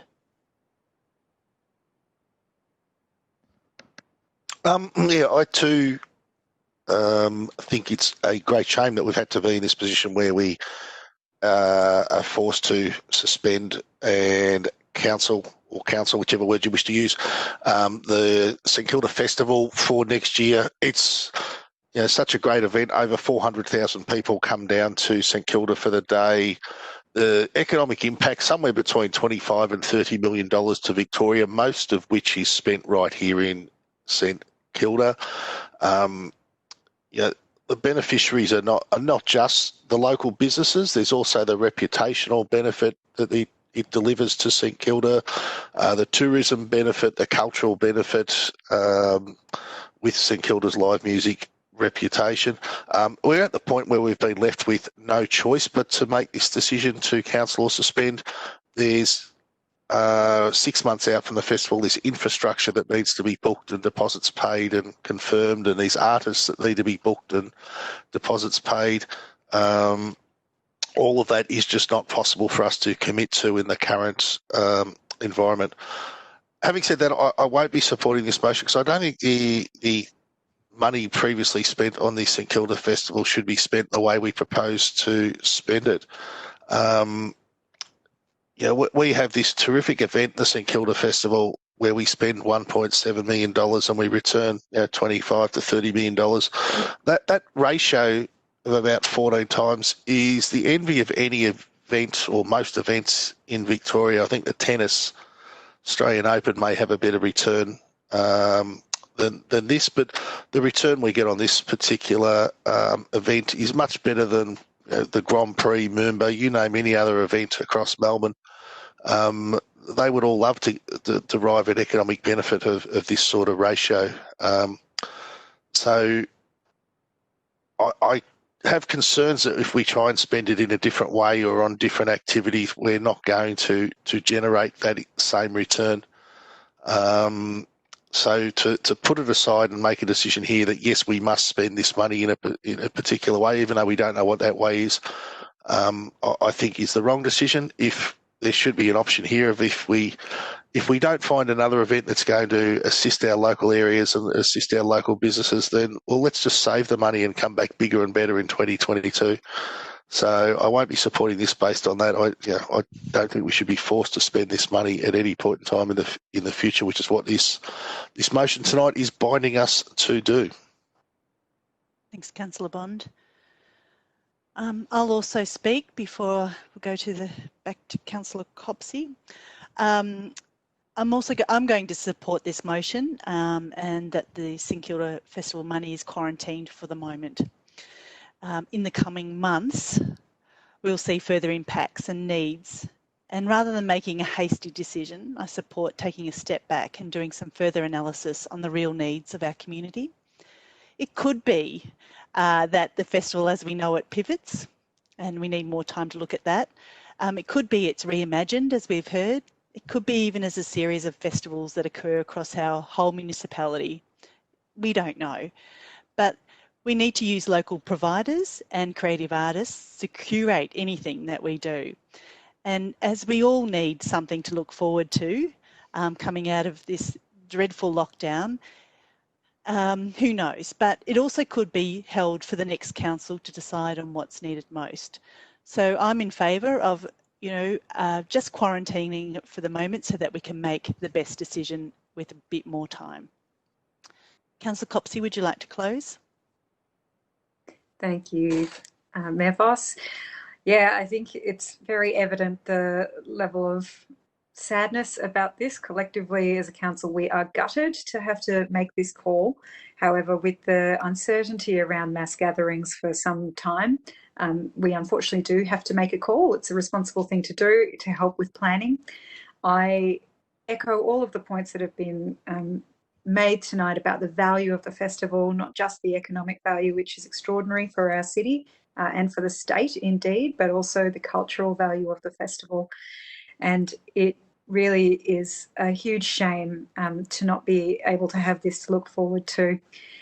But I think it's the wise thing to do. I don't think it would serve the festival well to try and tinker and create some pale imitation of the amazing day that we all know comes together. I think it's sensible to suspend for 1 year and certainly look forward to looking at what we can do with the 1.7 million in savings to support recovery locally. I really agree with what Councillor Crawford was saying about acknowledging the huge impact that has happened for creatives and for the arts and cultural organisations. It's been a huge downturn and very painful, I know, for a lot of people working in that sector. So I really am supportive of us looking at what we can do to try and ameliorate a little of that, and I'm looking forward to seeing some further options in addition to what Council has already done through our Arts Rescue package.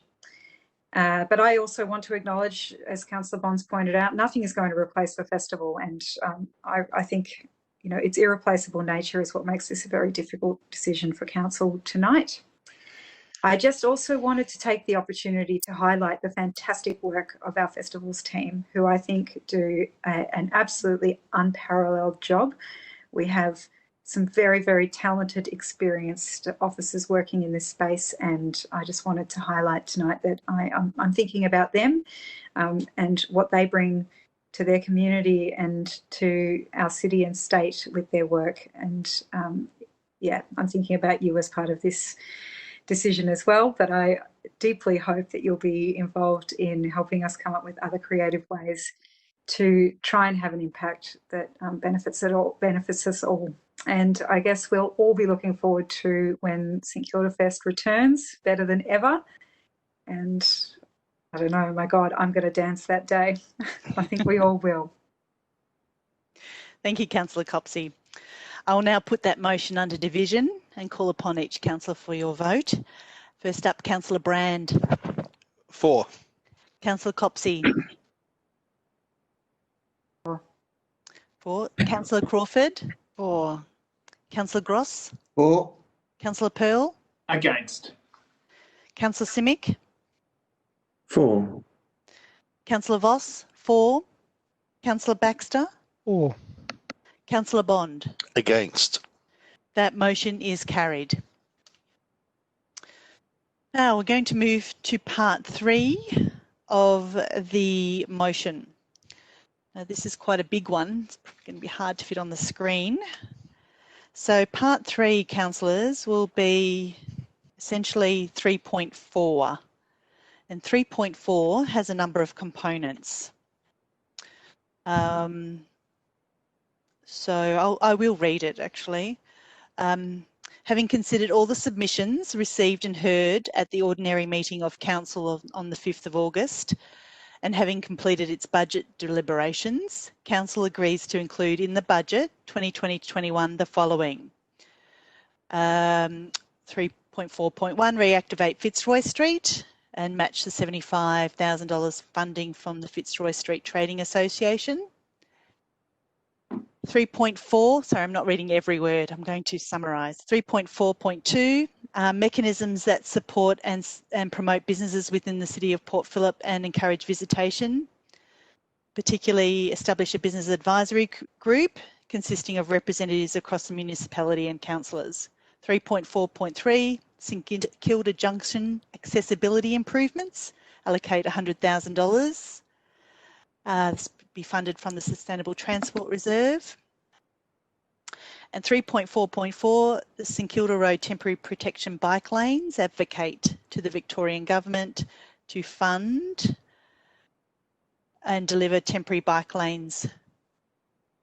Impact to council would be $93,000 in reduced parking revenue due to temporary removal of parking spaces. And 3.4.5, shimmy bike routes, allocate $150,000 from the Sustainable Transport Reserve to develop informal bike riding routes to connect to local shopping strips. Okay, so thank you for that. Councillors, do you have any questions of the officers in relation to this motion? Councillor Pearl. Thanks very much. 2 questions in relation to the first. Sorry, let me bring the words up. What have I done? Here it is. Reactivate Fitzroy Street, where we seem to be moving from from placemaking to reactivate. So is this part of the placemaking program? And if not, are we pivoting away from placemaking now in terms of what we're looking at to do in Fitzroy Street? Through you, Mayor. Ms Bennett might do this, but I can also add. Do you want to go first, Ms Bennett? Yes, you can go first, CEO. Thank you. Through you, Mayor. Thank you for the question, Councillor Pearl.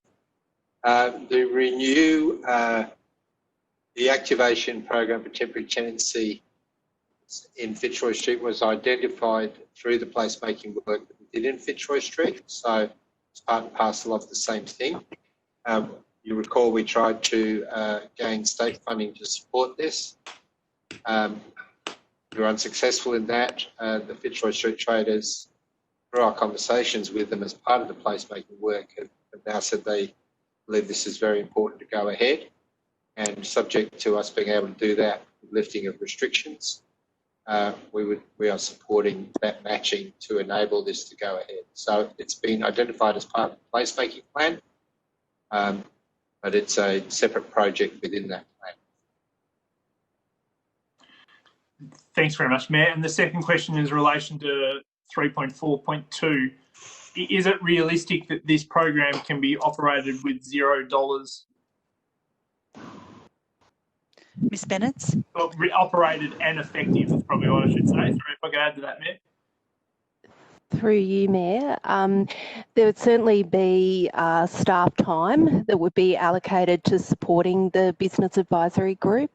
Within the budget, there is also currently within the budget, and certainly the budget that went out to draft for consultation with the community, a business budget line of $150,000, which would be used across a range of different activities that the Business Advisory Group, the intent would be that they would help in shaping the programs that was spent on, so that it's incredibly effective for the businesses that we're looking to target. So the actual establishment of the Business Advisory Group itself, we believe that can be done in an in-kind way through staff time, but there is an allocation of funding currently sitting within the budget for business activities.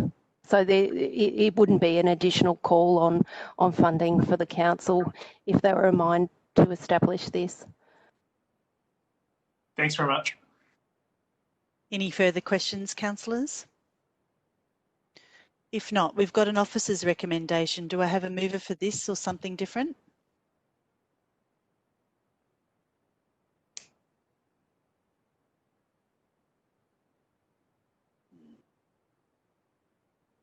No movers? Councillor Gross to move. I'm happy to second. Councillor Gross, would you like to speak to the motion? Look, this really is about some important late changes to the budget. It picks up some ideas that have been discussed by councillors, and I recommend them. Thank you. I'll reserve. Would anyone else like to speak to the motion? Councillor Copsey has an amendment. Councillor Copsey, would you like to read your amendment? Yes, thanks, Madam Mayor. So it's 3.4.5. Just getting my notes up, sorry.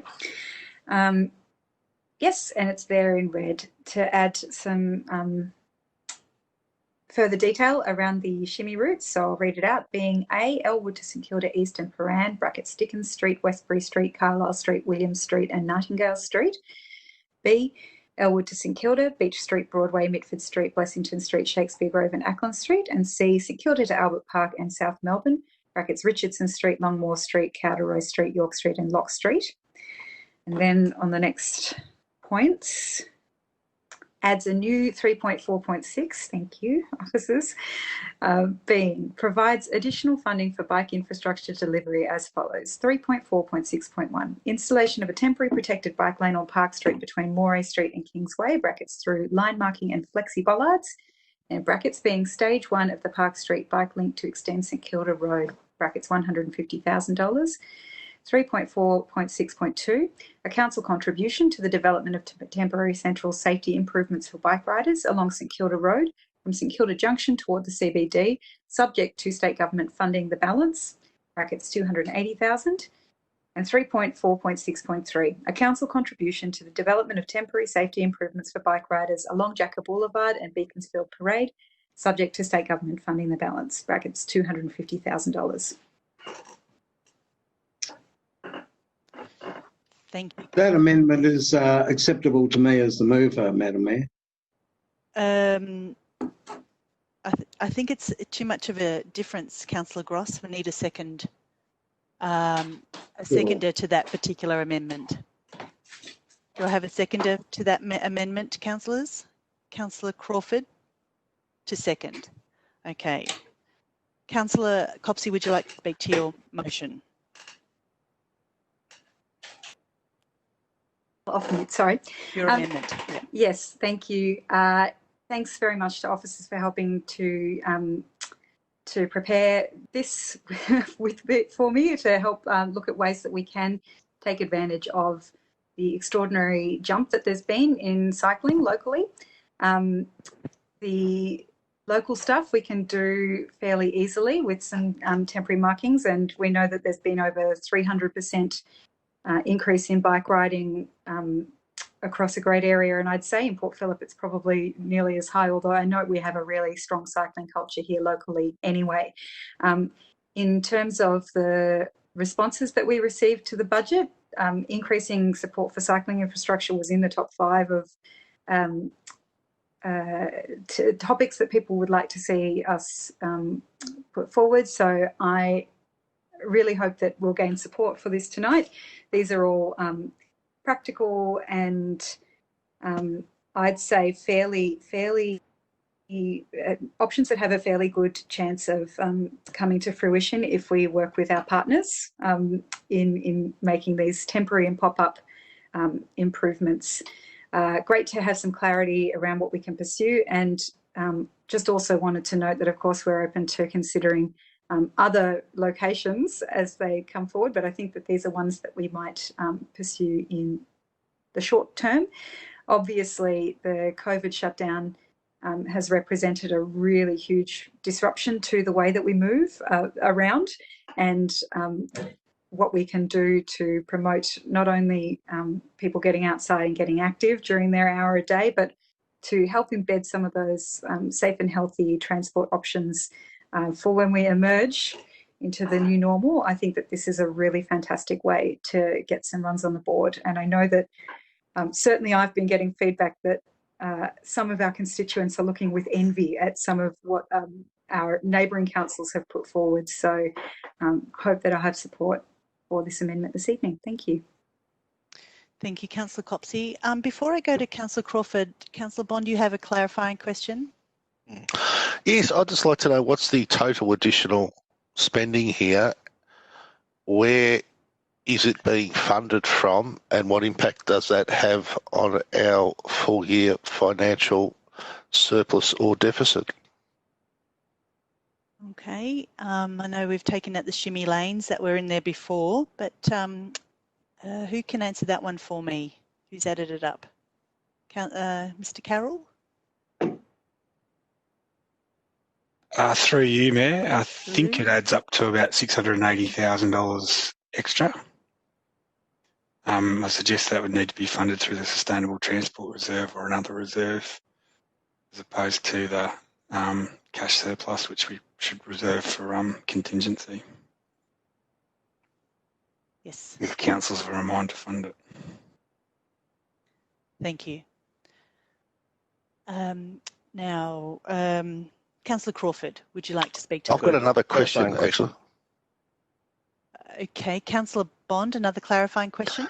Yes, previously when Councillor Pearl and I have tried to put forward zero rate rise budgets at this stage of the budget process, we've been told no, we can't, because the amounts involved materially alter the budget and we would have to go back out to consultation. Given we're about to spend an extra $600 and something thousand here tonight with one alternate motion, does that meet the criteria for substantially materially altering the budget, and are we required to go back out to consultation in order to before we can accept this amendment? Thank you. Mr. Carroll? Through you, Mayor, a couple of points to note here. There are a few different requirements around what would constitute a material change and therefore require reconsultation on the budget. And doing things like making a material change in the rates and the dollar and the overall going into a deficit per se would require that. There is another one around the materiality in terms of the thresholds around the overall level of investment and change in investment. And that's a bit of a grey area, and it kind of depends on how the council or others take a view of materiality. I'll get some advice from either Peter Liu or Dennis O'Keefe about how this would fit into the broader materiality consideration, but about $600K on a $34 million capital program. It's not, depending on the funding source, it wouldn't move from a surplus to a deficit, and it wouldn't impact on the overall rates. So there is probably some more scope, but it is a fairly large change. But I do note also that there was some feedback regarding this, but there's also been feedback regarding rates increases as well. But if Mr. Peter Liu or Dennis O'Keefe can give a little bit more context about how this fits in with the materiality assessment, that would be helpful. Mr. O'Keefe. Through you, Madam Mayor. Mr. Carroll has identified the key factors which play into this materiality question. The key one is where council would see its budget revert from a surplus into a deficit. That obviously would not occur in this situation if indeed the proposed $1 million surplus or approximate surplus is our starting position as it is in the current documents. Other factors are relating to if it led to council needing to borrow funds, that would be seen as a material change that would require effectively a reconsultation process. And also if there was a significant change, meaning predominantly a significant reduction in council services, that would indeed potentially need to go out for reconsultation as well. They are the key factors that are looked at based on advice we've previously had. And from memory, a couple of years ago, the issue, I think, when a significant change was mooted by one of the councils with respect to not increasing rates, it was substantial and it was likely to take, without compensating expenditure cuts, it was likely to take council into move from a surplus into a deficit. Thank you, Mr. O'Keefe. I've got a clarifying question from Councillor Brand and also Councillor Crawford. Councillor Brand first. Thank you very much. Some of my questions have already been answered, but I just want to confirm that it is all fundable from the transport reserve and sustainable transport reserve. And I'm just wondering what proportion of that reserve is being proposed to be used here, and whether that's sustainable itself. Mr. O'Keefe, are you able to answer that one? Mayor, I can Mr. answer Carroll. that. Yep. Look, yep. I haven't had enough time to digest the level of funding that's been proposed in terms of the implications for the 10-year plan and the bike infrastructure program. These are temporary. The bike infrastructure program and the sustainable transport reserve is there, and it's currently at around $2.5 million, I think, is there to support bike infrastructure into the future. But that's to be allocated through the 10-year plan process. This does reinstitute some of the money that was planned to be spent this year. So we could reduce funding in future years that had been deferred to offset some of it. But I still haven't had an opportunity to have a think about what it would mean in terms of the permanent bike infrastructure program as opposed to the temporary investments that are proposed here. Thank you, Mr. Carroll. And Councillor Crawford, clarifying question. Given that a number of the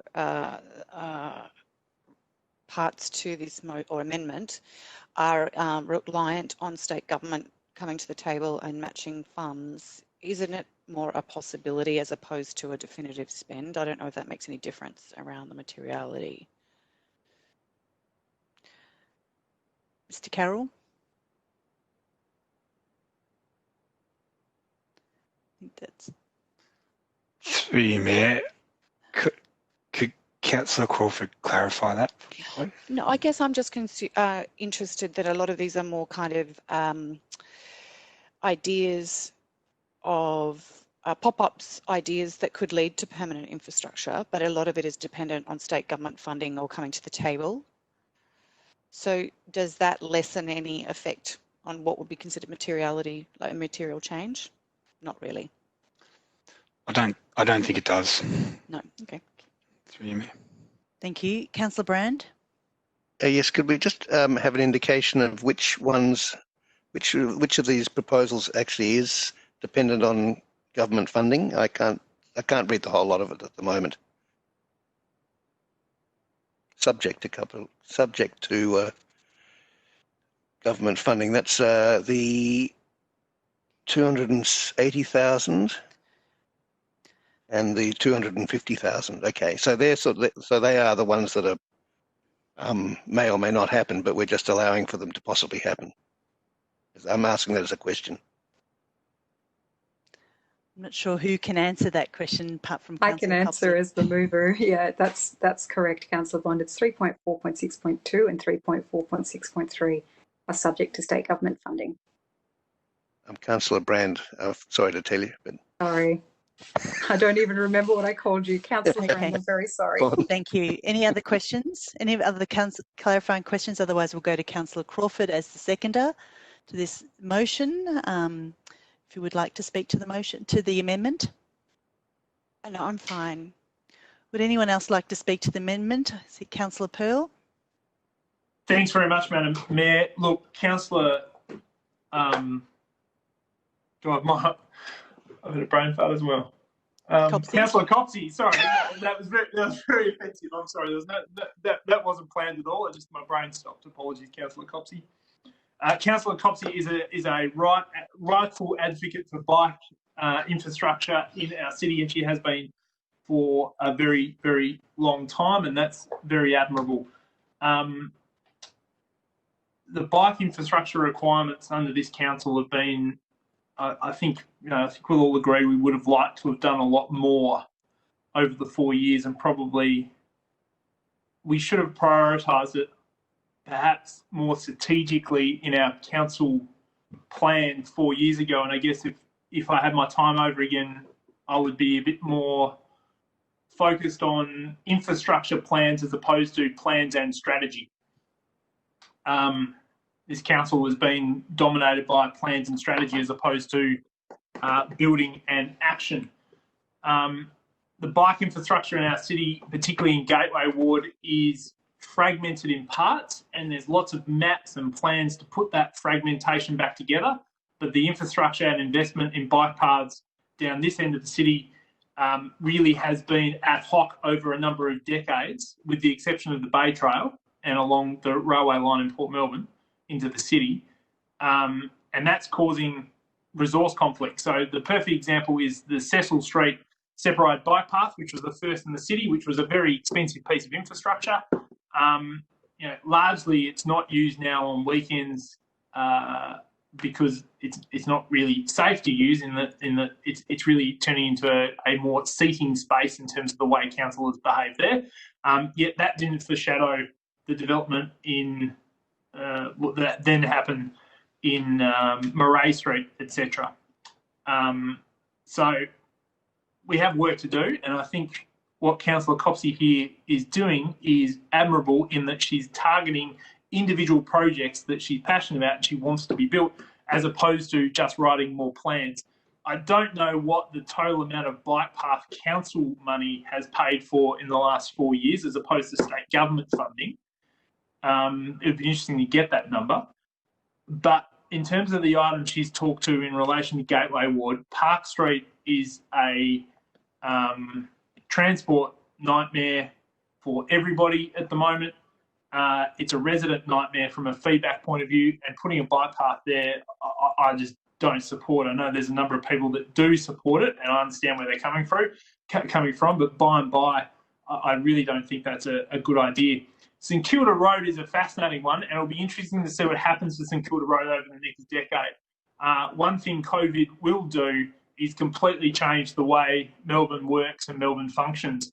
And before stage 4 lockdown, I went to my office in the city for the first time in several months, and I was shocked and dismayed at the amount of economic activity in office buildings and coffee shops and street activity that had been dropped by removing people from those offices. And a lot of those people won't return, not because they don't have a job, just because they'll work from somewhere else. And I think companies, including the one I lead and work for, will change their work practices substantially. So that bike superhighway that is St Kilda Road will change substantially also. So admirable amendment, but I think we we'd be better placed if we considered this more holistically outside of strategy as a resource request and outside of budget discussion.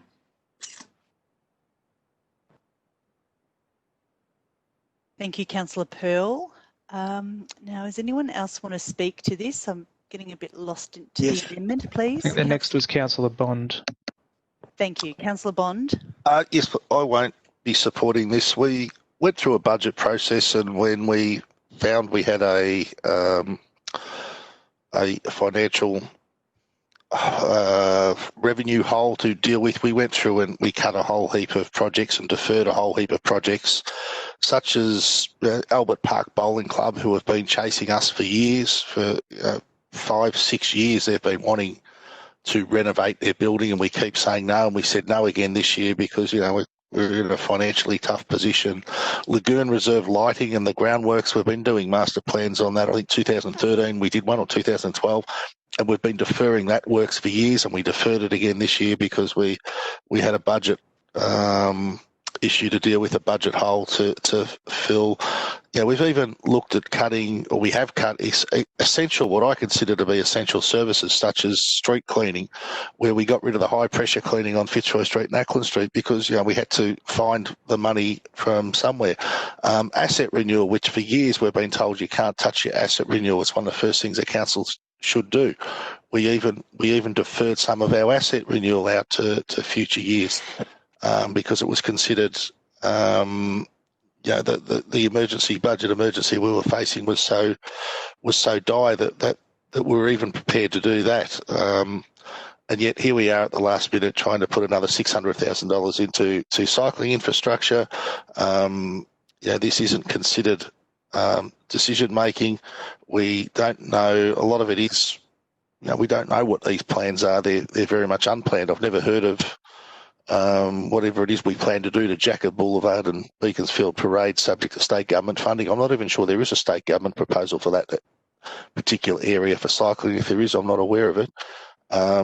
We haven't considered the impact of business on the loss of parking to a lot of these areas. It will, at a time when business is struggling, removing the parking in some of these streets will just decimate the business and will ensure that there's absolutely no chance of some of these businesses actually recovering. So for that reason, I won't be supporting this.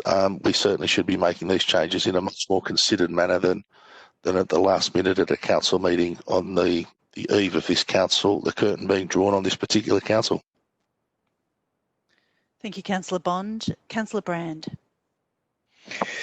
Yes, look, they're all obviously really good things. I hear what Councillor Bond is just saying, and I'm feeling a little the same. It's a bigger quantum of money than I was expecting to see tonight. I find it a little bit disconcerting for actually all of those reasons that Councillor Bond has mentioned actually, but I think I will support it, and I need to explain why, because there are lots of other proposals that we've knocked on the head because of non-affordability, and I think it's a bit surprising to them to see a whole lot of a similar type suddenly ushered through.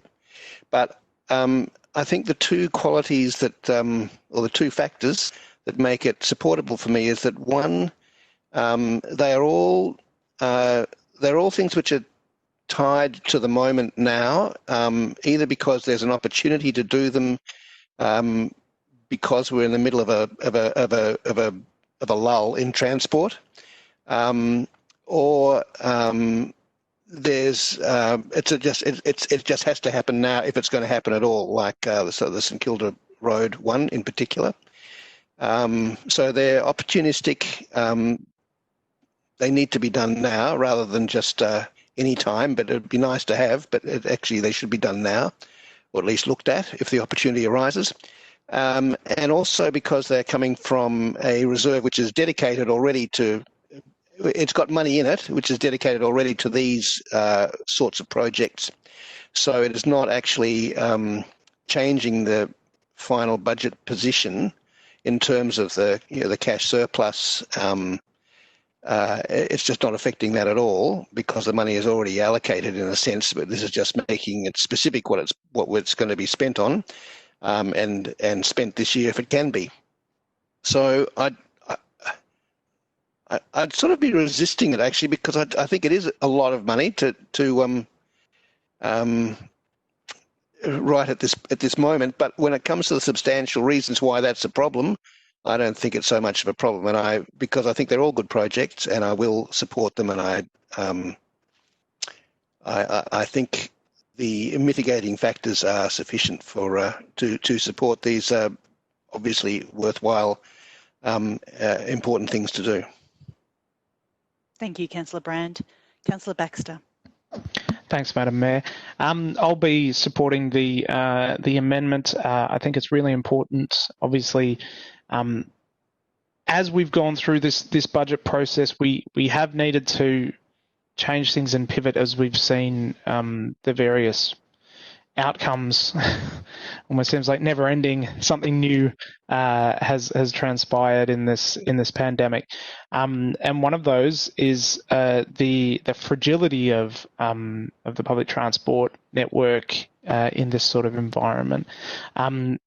So our integrated transport strategy, Move, Connect, Live, was developed with certain aims about getting people to use public transport and active transport in a number of different ways, and there were all sorts of different actions towards doing that. But they had overall goals about how many people we wanted to get using those methods of transport and not be in cars in a dense suburb.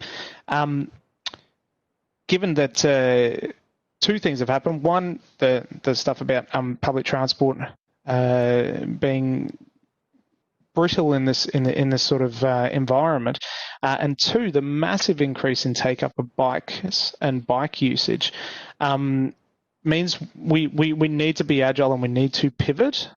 We can meet a lot of the goals that we've set in our Move, Connect, Live strategy if we lock in now that increase. So that 300% increase in people, using bikes can either be a blip on our radar, and then people can go back to using other methods of transport, including cars, or we can put these sort of temporary infrastructure in to start locking that in now so that people can start developing the habits of active transport. People can do so in a safe way. In these protected, temporary bike paths, as we move towards, putting in the permanent infrastructure in certain places, which may not be the exact same places as here, but I would hope that they would be. But, they could. We might find that it's better to put it somewhere else. But this is what we're trying to do now to lock that in. We've seen other councils put millions of dollars into COVID response active transport funding, and the thing is that local municipal boundaries mean nothing really to bike riders. We actually need to be all investing in this across the entire Melbourne metro area because those connections are really important to the people that use bikes. So that's why this is important. That's why we should be investing in it now, because it'll help us meet targets later, and perhaps we won't have to spend as much money later because we will have locked in that behaviour change now. So that's why I'm really excited about this in particular. Cheers. Thank you, Councillor Baxter. Councillor Gross.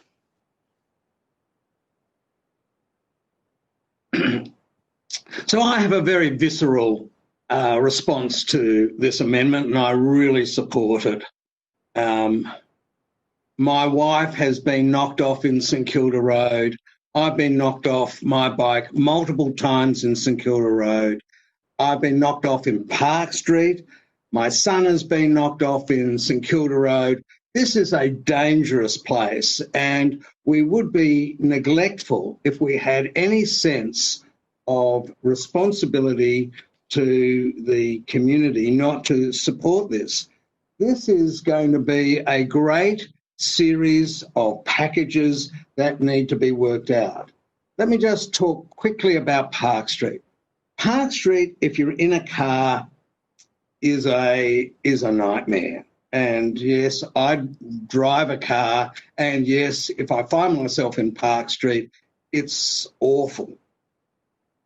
But it's also going to be, after the City Link is, or the Metro Link is completed, going to be the third most important transport hub in Melbourne, after Southern Cross and after Flinders Street.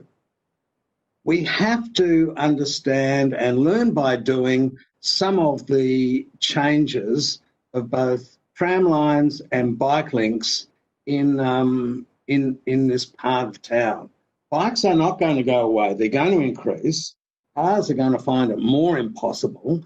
And then public transport will recover from COVID and will change the way we move around our whole city, but particularly in this area. So I think this is a really important part from the Park Street point of view. From the St Kilda Road point of view, I was initially very hesitant about supporting temporary structures. But when I ride to the city down St Kilda Road now, the safety improvements that have resulted around the building works there have been a real enlightenment for me. And those three-dimensional protections with the flexi bollards has made my ride much safer in that small area of St Kilda Road.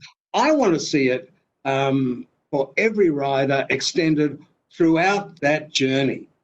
And this is the way, this temporary way, which is the way we're going to forge partnerships with government agencies and the City of Melbourne. We're going to give safety improvements for bike riders, and we're going to learn by doing.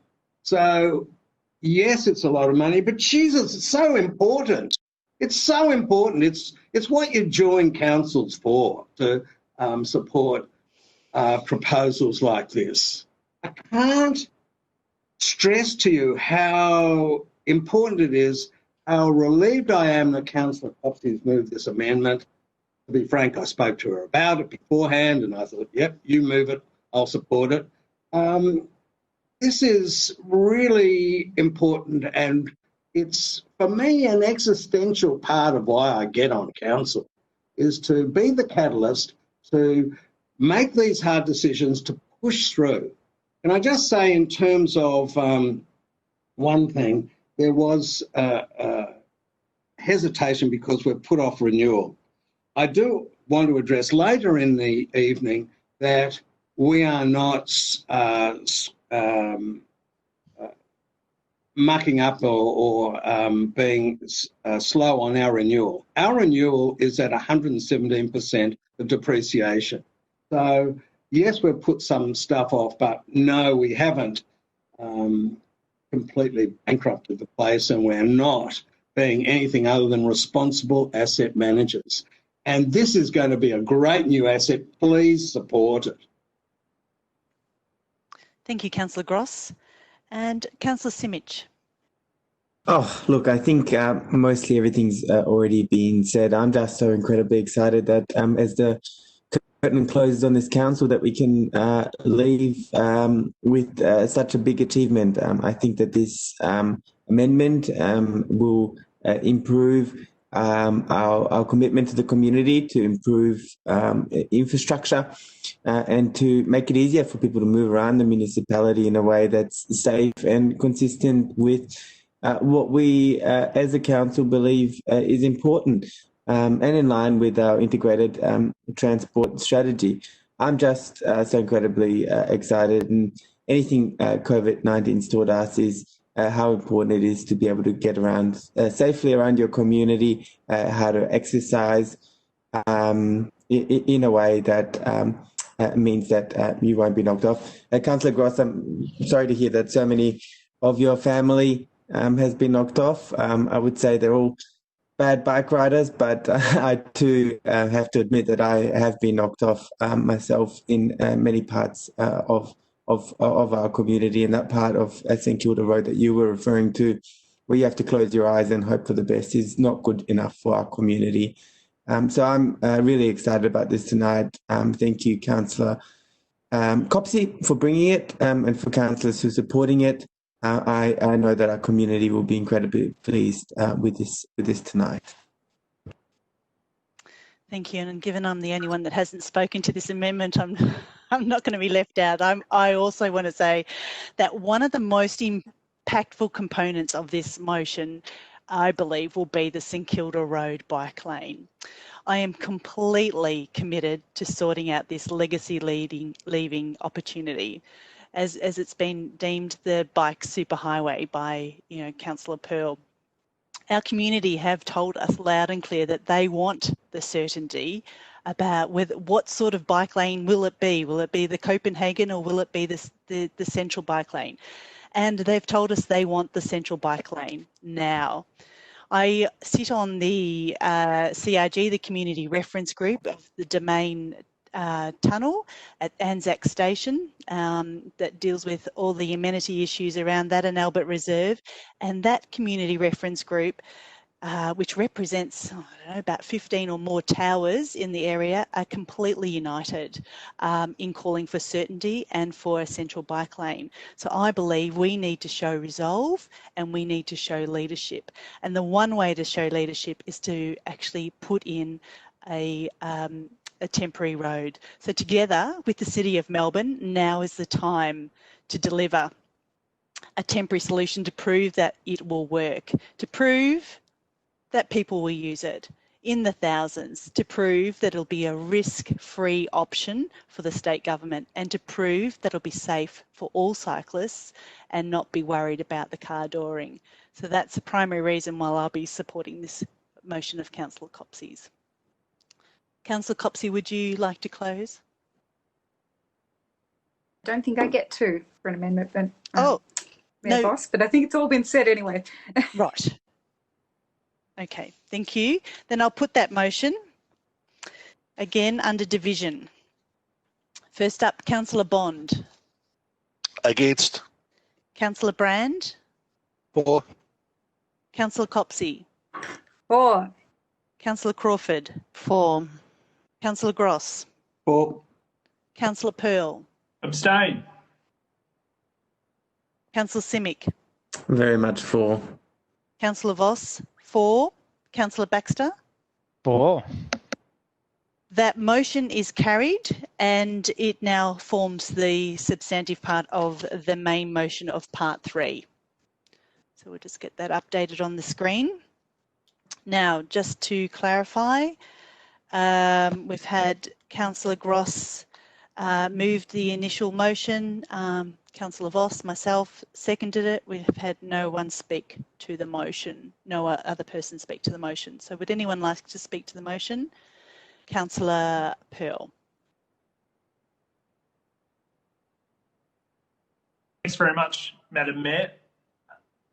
A couple of points. This is $418,000, what's now over $1 million worth of expenditure in these items. And the way I characterise this is these items are getting an unfair amount, a disproportionate amount of exposure given they've been added back into the budget. The reality is there's a number of things in our budget which really concern me, particularly around consulting fees on the South Melbourne market, which is $250,000 after we've spent, according to the own annual reports of the market, over $1 million in the past 4 years on professional services. There's a number of items in the budget which you've got to ask yourself, should they actually be here? So these $418,000 here plus the amendment from Councillor Copsey gets a disproportionate amount of attention, that's true. But if you visualise $418,000 worth of money sitting on a table and councillors sitting around, is this actually the best place where we think we can put the money? I would say no in some respects. Item number one, I hear what the traders want on Fitzroy Street, but I really don't think this $75,000 is going to provide enough of economic return to our community or those traders to justify the spend. It's just too small to make a quantum difference, and the business plan around it, I personally think is not going to work. Item number 2 doesn't have enough money attached to it. If we pull a group of committee members together, we should back their ideas with money up front to give them confidence to invest. If that group of experts thinks the best thing to do is to hire a consultant or hire a guest speaker or put a park bench somewhere or turn a road into a mall, whatever it may be, they should have an investment budget that is quantified against an economic outcome that allows them to birth out those ideas and foster those ideas that council should really just rubber stamp because it's coming from a group of experts.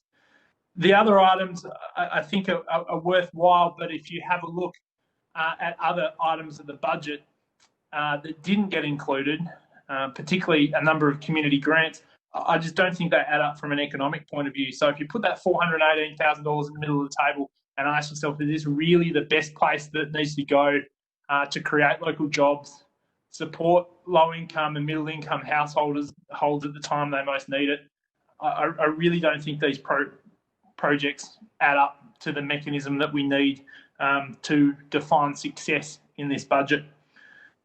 And it's with a heavy heart that I will vote against it. I obviously wanted to put a number of projects up here this evening, as Councillor Copsey did, but I've refrained from doing so, and I guess all of us have done that, and Councillor Copsey, to her credit, has done the hard work and articulated herself well.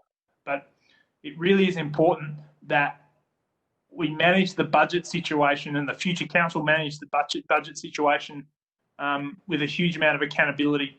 The early evidence indicates that our original budget assumptions back in March were probably too pessimistic, and the budget outcome, I suspect, will be much more optimistic or to the positive as the months go by.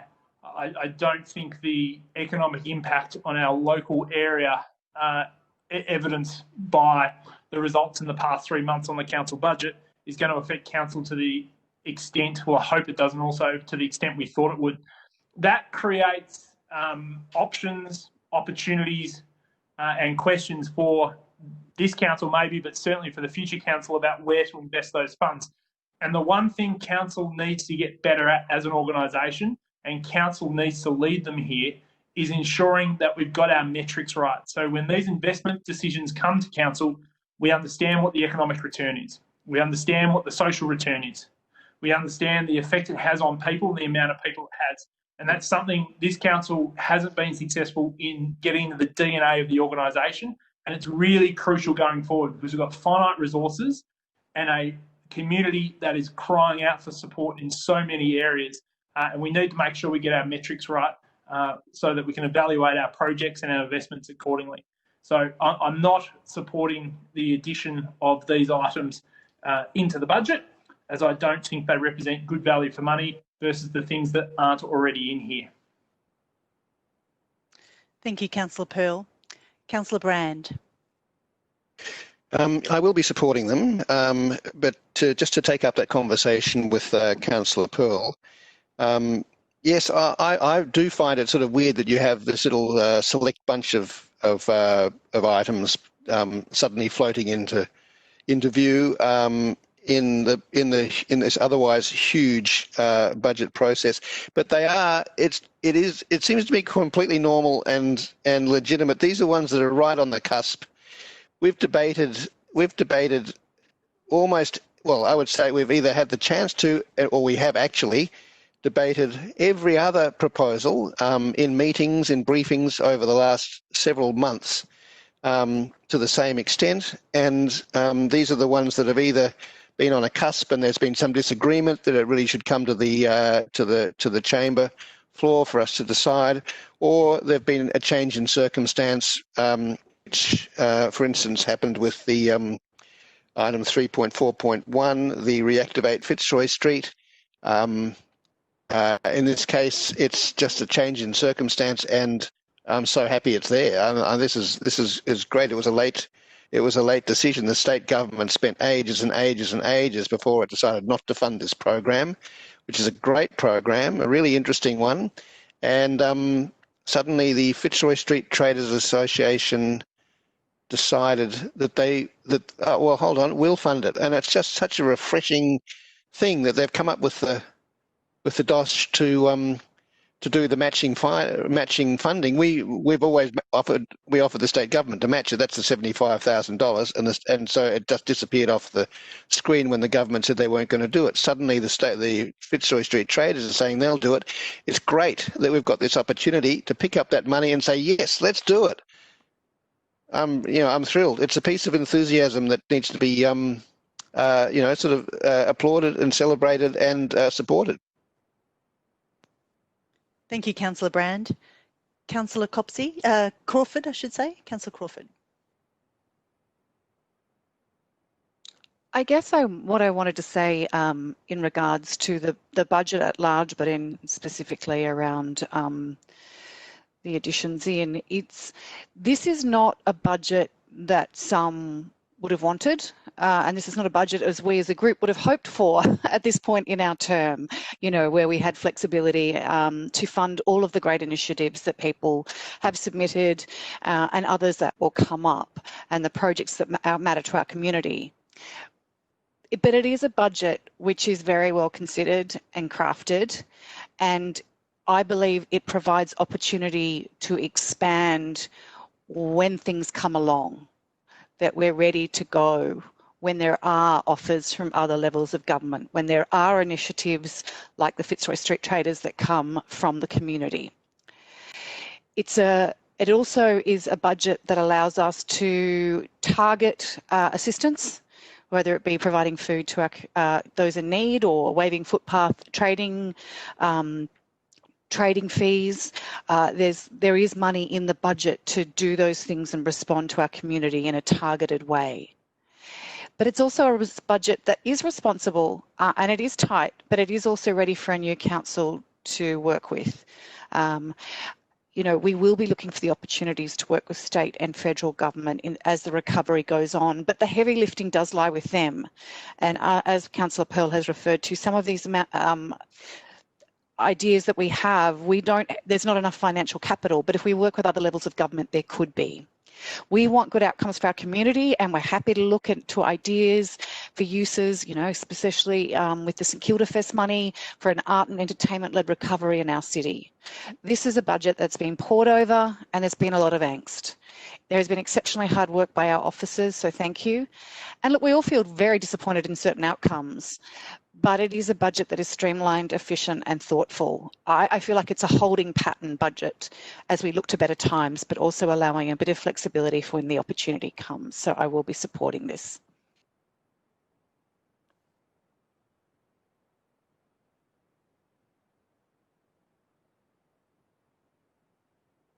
Sorry, Madam Mayor, you're muted. Thank you, Councillor Crawford. I'd like to move an amendment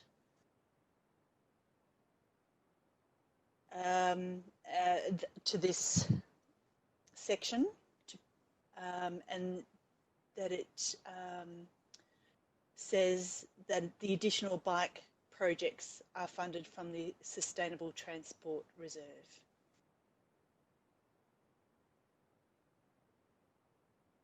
Notes maybe that the additional bike projects will be funded from the Sustainable Transport Reserve. Able to pop that up there.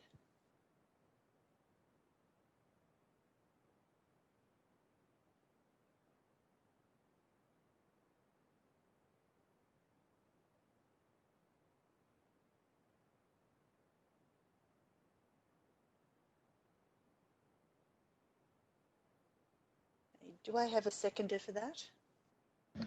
Through you, Madam Mayor, I think I should say that's the additional bike projects, just additional projects. Okay. Thank you.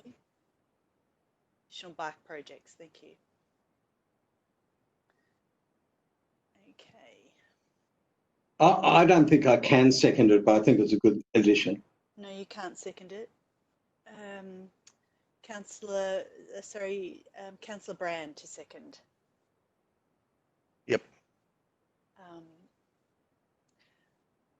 I'm happy not to speak to the motion. Councillor Brand, did you want to speak to the motion? No, well, it was one of the preconditions that I supported it, so I obviously support this amendment. So thank you. Thank you. Would anyone else like to speak to the amendment? If not, I will put the amendment. First up, Councillor Bond.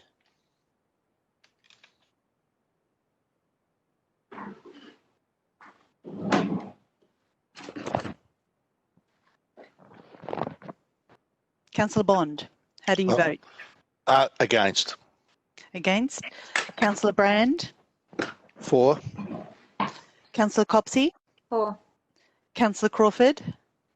For. Councillor Gross. For. Councillor Pearl. Abstain. Councillor Simic. For. Councillor Voss. For. Councillor Baxter. For. That motion is carried. And it now is also part of the substantive motion. Okay, where are we up to here? Just reminding myself. So we've had Councillor Gross, Councillor Pearl, Councillor Brand, Councillor Crawford speak. Would anyone else like to speak to this substantive motion?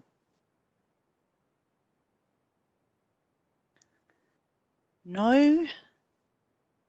Not seeing anything? Okay, so Councillor Gross, would you like to close? No, thank you. Then I'll put that motion under division and call upon each councillor for your vote. First up, Councillor Brand. For. Councillor Copsey. For. Councillor Crawford. For. Councillor Gross. For. Councillor Pearl. Against. Councillor Simic. For. Councillor Voss. For. Councillor Baxter. For. Councillor Bond. Against. Thank you. That motion is carried. Now, part 4 of this motion is essentially 3.5, and I will read that. Council having considered all submissions received and heard at the ordinary meeting of Council on the 5th of August 2020 and considered the online survey and focus group findings, agrees to 3.5.1 reinstate the afternoon litter bin service of $32,000, and 3.5.2 proceed with other service legal level changes identified in the draft budget 2020-21, noting this is a strategic response in continuing to be financially sustainable while maintaining assets and services responding to growth and delivering on priorities. Councillors, do you have any questions in relation to this motion?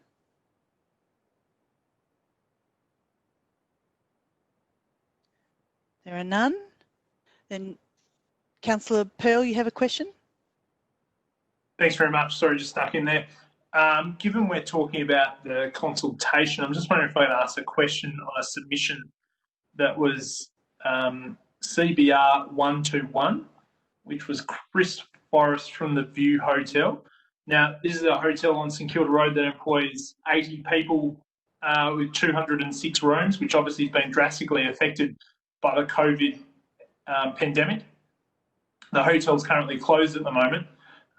Chris and his team wrote to council asking for us to do our part, in their view, and reduce their rates bill by 50%, which they said would help them keep the business running, which has been operating on St Kilda Road since the 1980s. Council's response to that was a detail of the plans, including perhaps a $150,000 initiative that might be targeted to them. Can officers provide Chris and his staff some guidance or assurances about what council is going to practically do to help businesses such as his in the next 12 months in particular as they recover from COVID? Okay, Ms Bennett or Mr Carroll? Or do we take that one on notice? Through you, Mayor, I can start. Look, I think while it's not what all business ratepayers and other ratepayers have been seeking in terms of providing rebates, Council is offering deferrals and extended deferrals and interest fee and payment plans on interest fee payments as well, and to work with individual ratepayers in terms of financial hardship. In terms of the $1.7 million savings or reserve for the St Kilda Fund, councillors may wish to consider how they utilise that to provide some support to business ratepayers and financial hardship. Officers have provided a range of options previously on how that might be achieved. And I know that some of the other, and obviously there'll be other opportunities through that fund as it's developed to provide some support. But there are a lot of businesses doing it tough, and I think the key thing for us is how do we provide support in an equitable manner. It wouldn't be affordable or sustainable for council to provide the level of support for that individual business that they ask for and extend the similar kind of support to others in a similar circumstance. So Ms Bennett's or Kylie Bennett's might have some more information to add to that in terms of the broader economic and social recovery initiatives that we're doing. Through you, Madam Mayor, in the Council's budget that it's considering tonight, there are two key amounts of money that would provide some support to businesses and trader groups across the municipality. One such initiative is a public space activation program, which working with local traders and businesses provides an opportunity to utilise public space in new and safe ways to support businesses in their trading activities, particularly where there are social distancing requirements. Council's also considering, as part of its budget, an amount of money of $150,000 for business support activities. If Council does pass the budget, the intent is that the Business Advisory Group will provide Council officers with good advice around the types of services and activities that would provide the best support to businesses and have the most impact. As my colleague Chris Carroll has indicated, there is also obviously the opportunity to consider how the funds that were previously designated to the St Kilda Festival could be used in this year, but obviously that'd be a matter for council on another day. Thank you, Ms Bennett. Any other questions, councillors? Then we have an officer's recommendation. Do I have a mover for this or something different?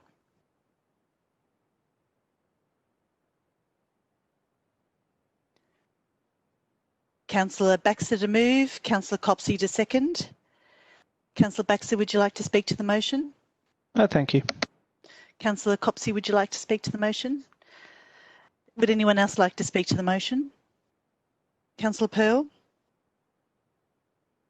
Thanks very much, Matt. I think that the response to the officers to the question we just heard typifies the difficulty that the council is currently having about what value we're providing to who and how we're focusing that value. So a simple question around what is council going to do in the next 12 months to help Chris on St Kilda Road is a fairly easy question with a very difficult answer, because council is doing a broad amount of things in some respects, but the question needs to be asked in this budget, are we focusing those efforts on where the people in our community and the businesses in our community need it most? And the glue that binds this community together in many respects, and the superheroes of our community are the small business people. They contribute vast amounts of money to the economy. More than 50% of Australia's GDP is driven by small business. These are the rock stars that are sitting at home right now, working away, trying to adjust their business plans to either capitalise on the opportunities that have been brought to them over the past few months, or in many cases to keep their business alive. And when council comes and says we're happy to defer rates, if you're a business person sitting at your desk and you get a rates deferral, that's just debt. It's more debt. It's more liability on your balance sheet. It makes your business more brittle, more exposed to future liability of insolvency in the future. These are really difficult things to say.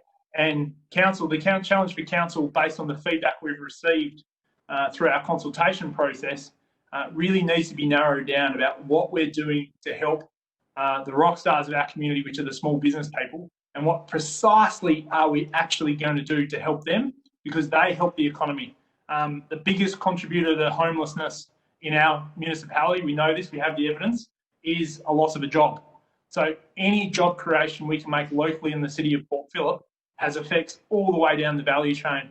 The remaining days and weeks I have on council will be devoted to try and change the culture of the organisation a small way to ensure that when Chris and other people, through consultations such as this or other questions, get an answer which meets some of their needs. It will never be exactly what they want. We don't have the resources realistically to be able to do that, but we owe people like Chris and many others in our municipality a precise answer of exactly how this council is going to help them, or precisely what we are doing at a macro level to help drive business in our community, which then makes a stronger community in the arts sector, in the homelessness sector, in the community services sector, across the whole value chain. It's really, really important.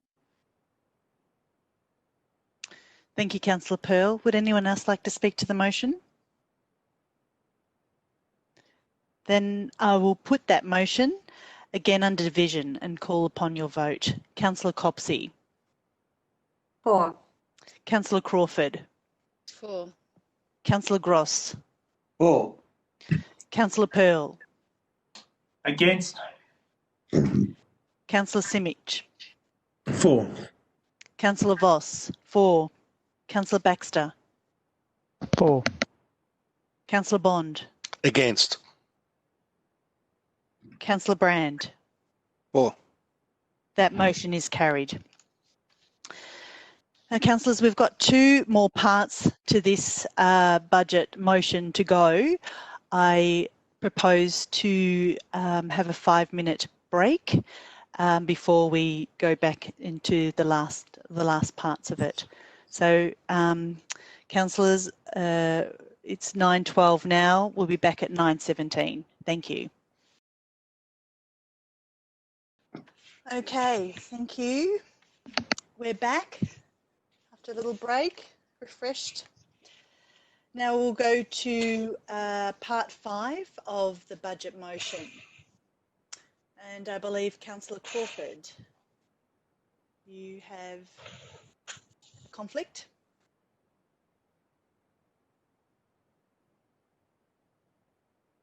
Sorry, I'm swapping screens, so apologies. So I have an indirect interest by way of conflicting duty in item 14.9, Council Plan and Budget 2020-21, recommendation part 5.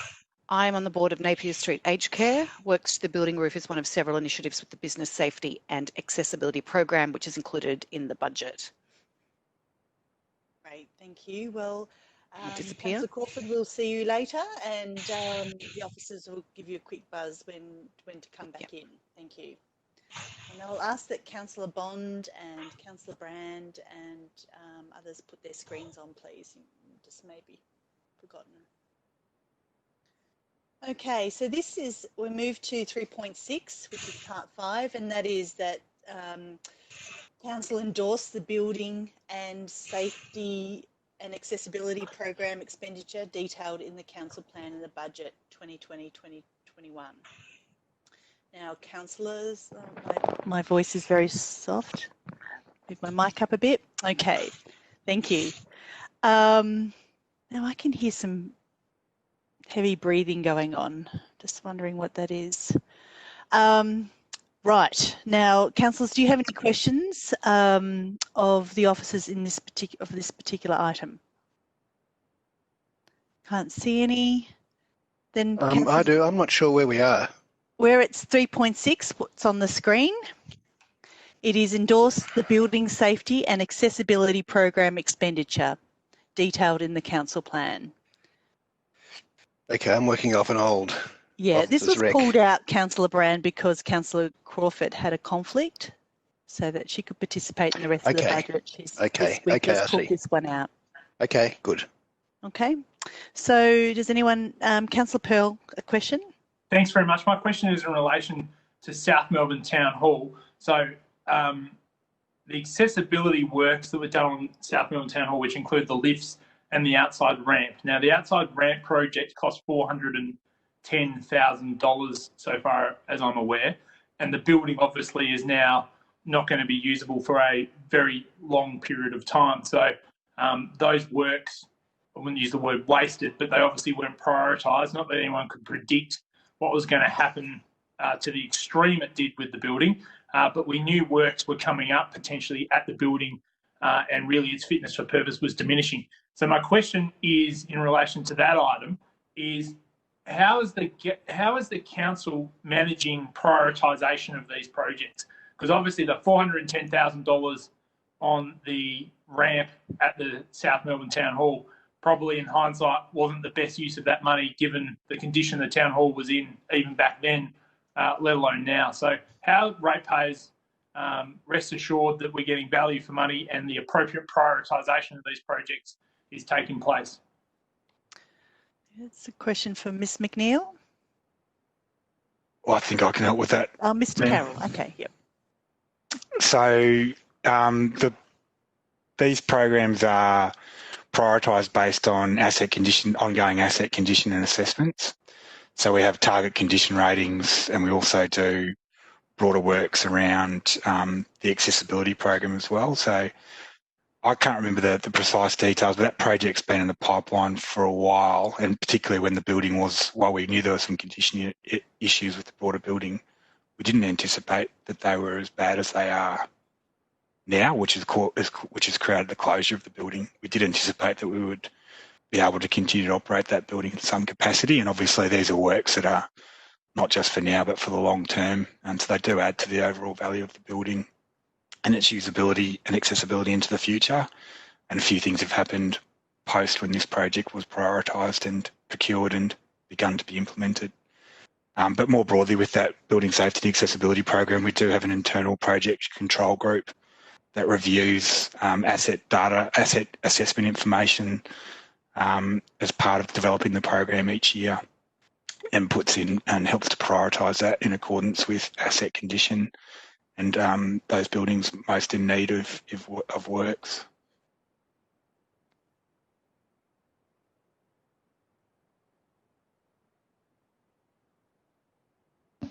Madam Mayor, I think you're muted again. Thank you. Any further questions, councillors? If not, we have an officer's recommendation. Do I have a mover for that or something different?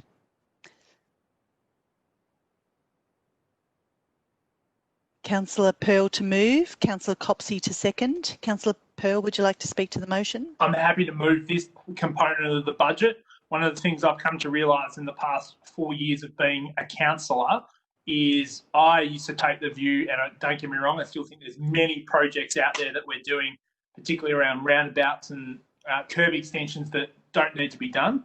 But the lesson, particularly Mr. Carroll has taught me in the last 4 years is, albeit at the time it can be painful to invest in buildings and to ensure that we consistently refurbish things, it defers substantial liability and the burden of future councils and future generations to ensure we do that. And it provides a legacy that we need to. So that's a big lesson I've learned of being on this council for 4 years. The three examples that spring to mind are the Trugo Club in Port Melbourne, the Fisherman's Bend Community Centre, and the South Melbourne Community Centre. They're very small pieces of infrastructure which had all sorts of safety and accessibility issues.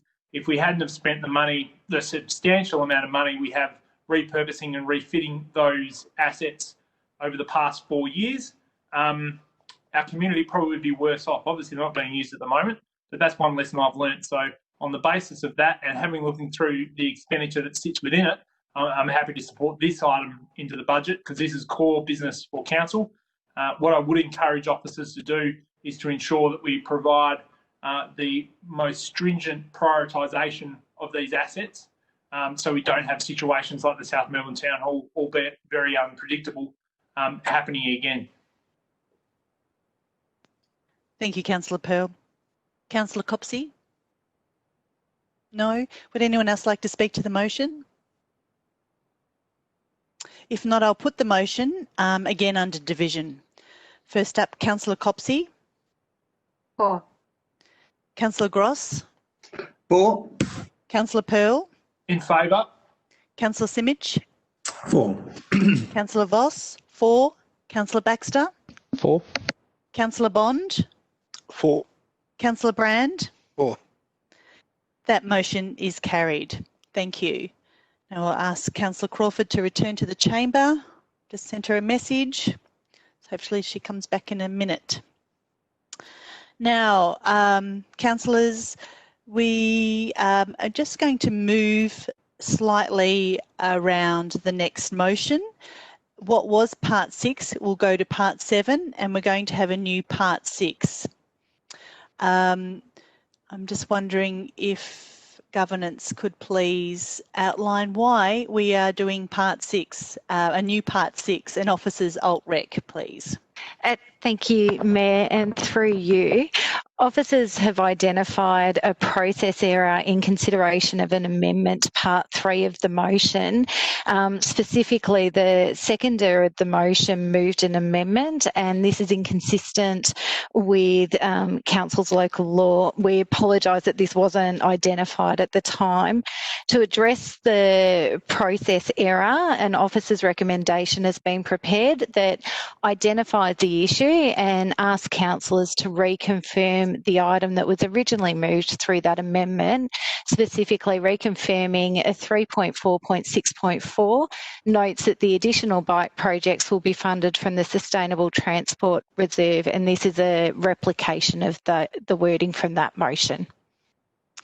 Thank you. So, happy to move. Oh, Councillor Gross, off the mark. Councillor Gross to move. I'm happy to second. And Councillor Copsey to second. I'm sorry, Councillor Brand. Try and use the process that we have gotten used to, so it's fair for all. Sorry, I'm lost in a bit in my head here. Just to clarify, are we moving this as just a one section alt rec? So it's a new section we're putting in? Yep. Okay. All right. Yes. It's not an amendment. It's a new section we're putting in. Correct. Okay. Thanks, Madam Mayor. It's basically a repeat what we did before, but we're doing it properly. Thank you. So it's been moved and seconded. Does anyone want to speak to this motion? Then I'll put this motion. Councillor Copsey. For. Councillor Crawford. No. She's not here yet. Councillor Gross. For. Councillor Pearl. Abstain. Councillor Simic. For. Councillor Voss. For. Councillor Baxter. For. Councillor Bond.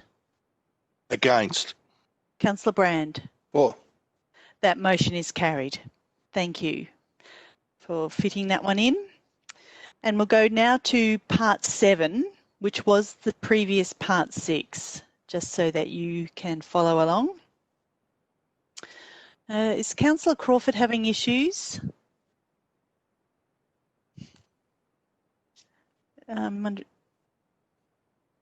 Okay, she's having IT issues. All right, we'll keep going.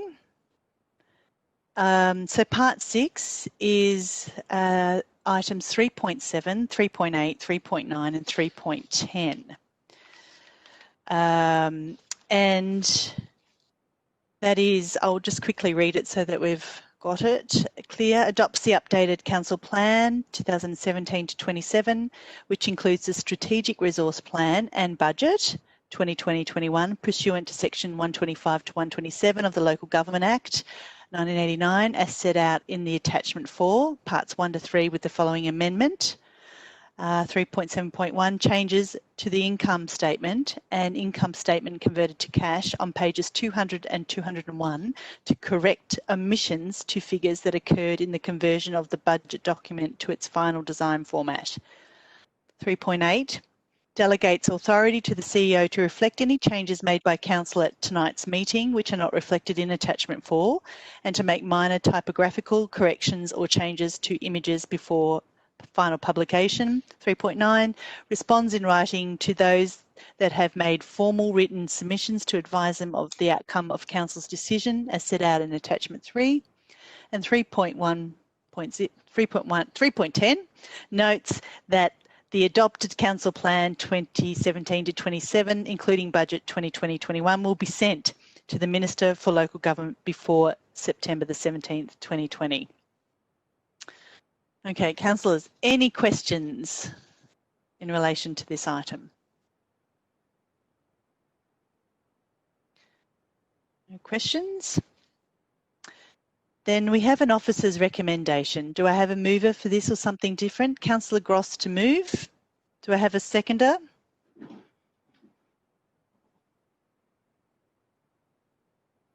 I'm happy to second. Councillor Gross, would you like to speak to the motion? I would, and could I just ask the officers to see if they can pop up the PowerPoint that I sent.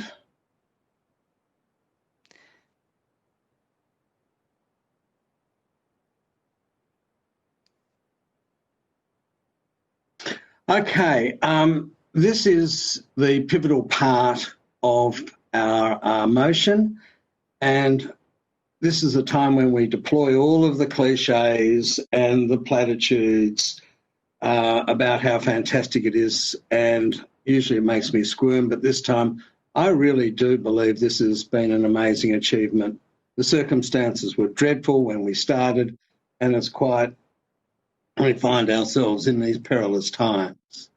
Next, please.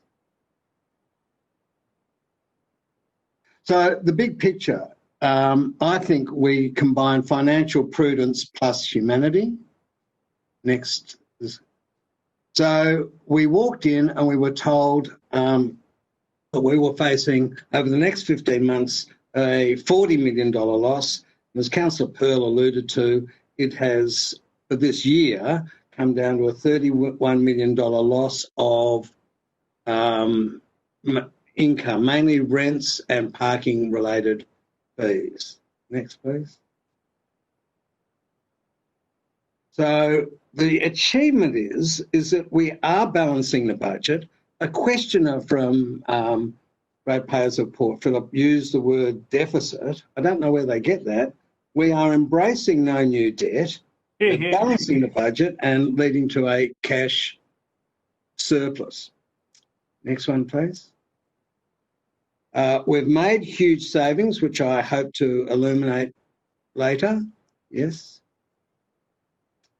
And the humanity is our $8 million support package. Yes, please. And I want to give credit to our officers. Next, please. So where did we get the savings? There's efficiency savings of $5.6 million. We've delayed $16 million of project works. We're providing less services of $1.2 million, mainly by avoiding cost shifting. We've made an additional $4.2 million in temporary savings. So there's a whole raft of different complex savings, but we've done it. And the rest has been covered in drawdowns on our very adequate reserves. Thank you. So on the other side of the political spectrum, we've been urged to embrace some debt. So why no increase in debt? Well, you know, debt at the moment is very cheap and we have a very strong balance sheet. But debt's only justified when by a tangible asset ending up on the balance sheet. And this is a year when we're not building tangible assets in the great amount that we have in the past. So funding our operations by debt is a path to penury. So I'm also informed by the overwhelming narrative in my mind that in Fisherman's Bend we have a 25 years of infrastructure to provide, and at the moment we are yet to do a deal with the state. So even our sober CFO calls this a very difficult situation. So when we solve this conversation with the state, that's when I'll be more prepared to take on debt. Until that time, I like this budget being risk averse and debt averse. Thank you. But we're also maintaining our assets. So the big measure of whether you're maintaining your assets is the infrastructure renewal gap. It has to be at 100% or more in terms of comparison with depreciation. So as the assets depreciate, we have to spend 100% or more to maintain or improve.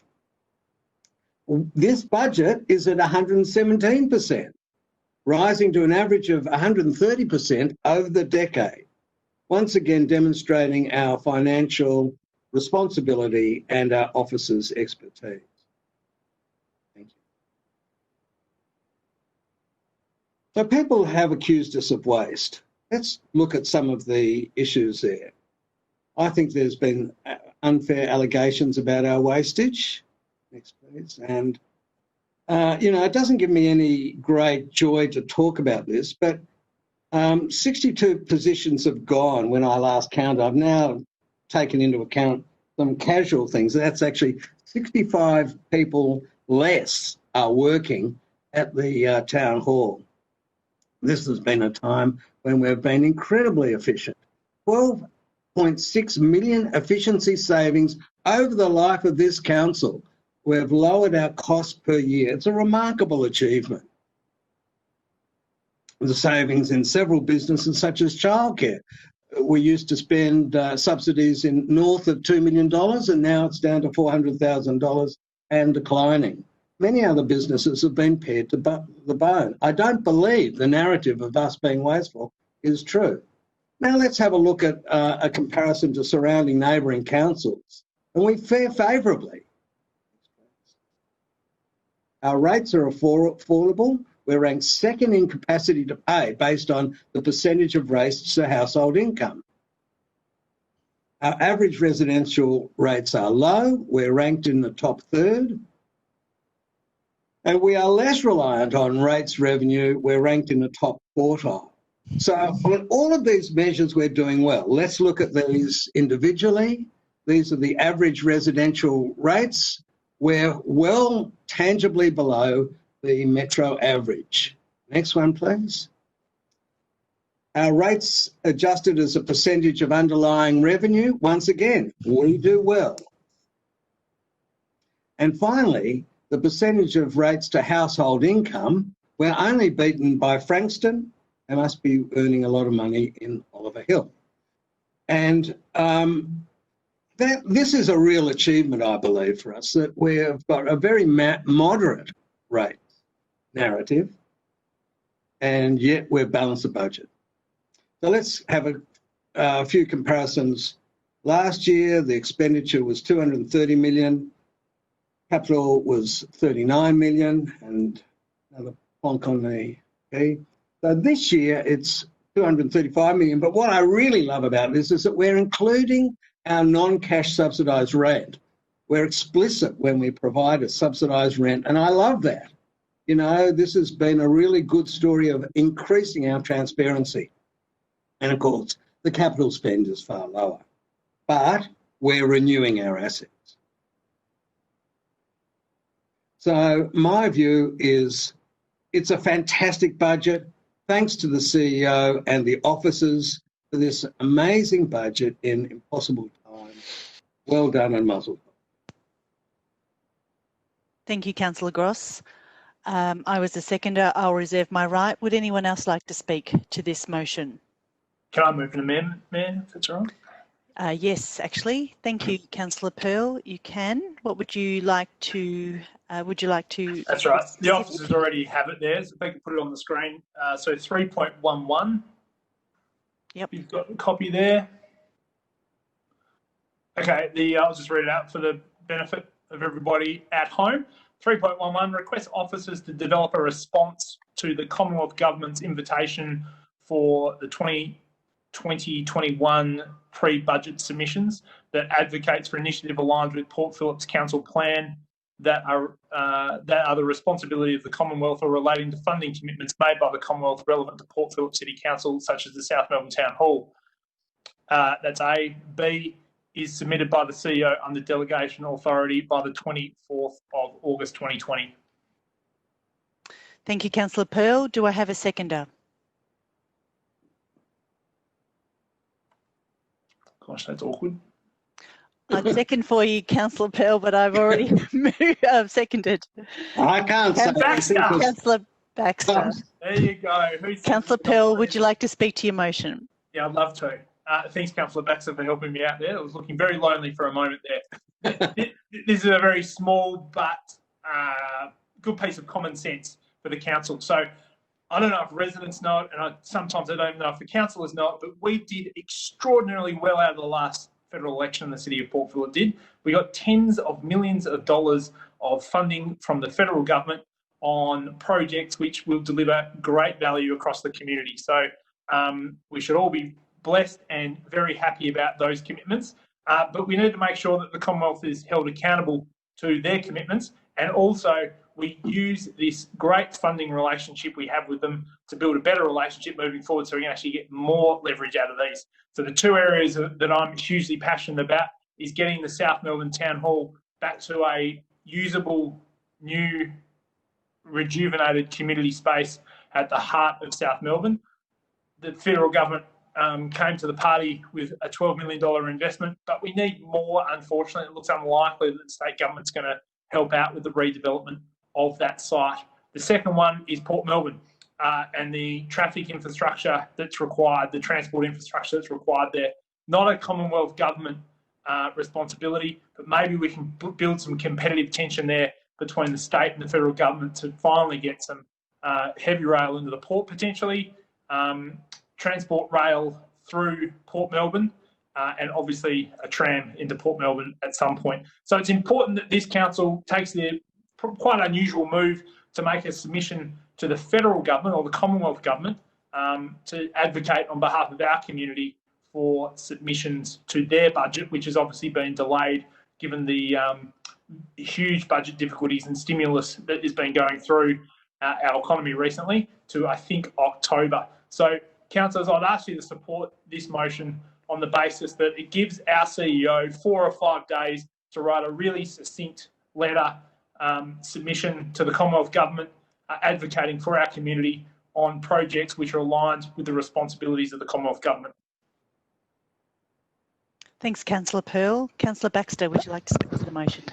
Yeah, sure. This seems like a very sensible thing to just give the CEO some authority to go and advocate for us on things we've already decided are important. So I don't know how successful we'll be, but it would be great if we could get some money out of this. So I'm all for asking state and federal governments for money to help us achieve great things for our community. So why not? Would anyone else like to speak to this motion? I will also. I want to thank Councillor Pearl for thinking of this and making it as part of the budget submission tonight. I think is really important, and it's a really sensible idea.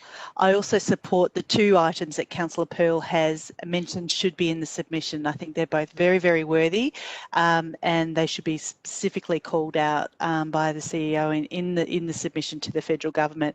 South Melbourne Town Hall, obviously, but number 1 on my list certainly is the Fisherman's Bend transport concerns, being the tram and the train. And if we can do anything to leverage the implementation of that, it has every impact on the future of Fisherman's Bend and its livability. So I certainly support this. Thank you, Councillor Pearl, for bringing it forward.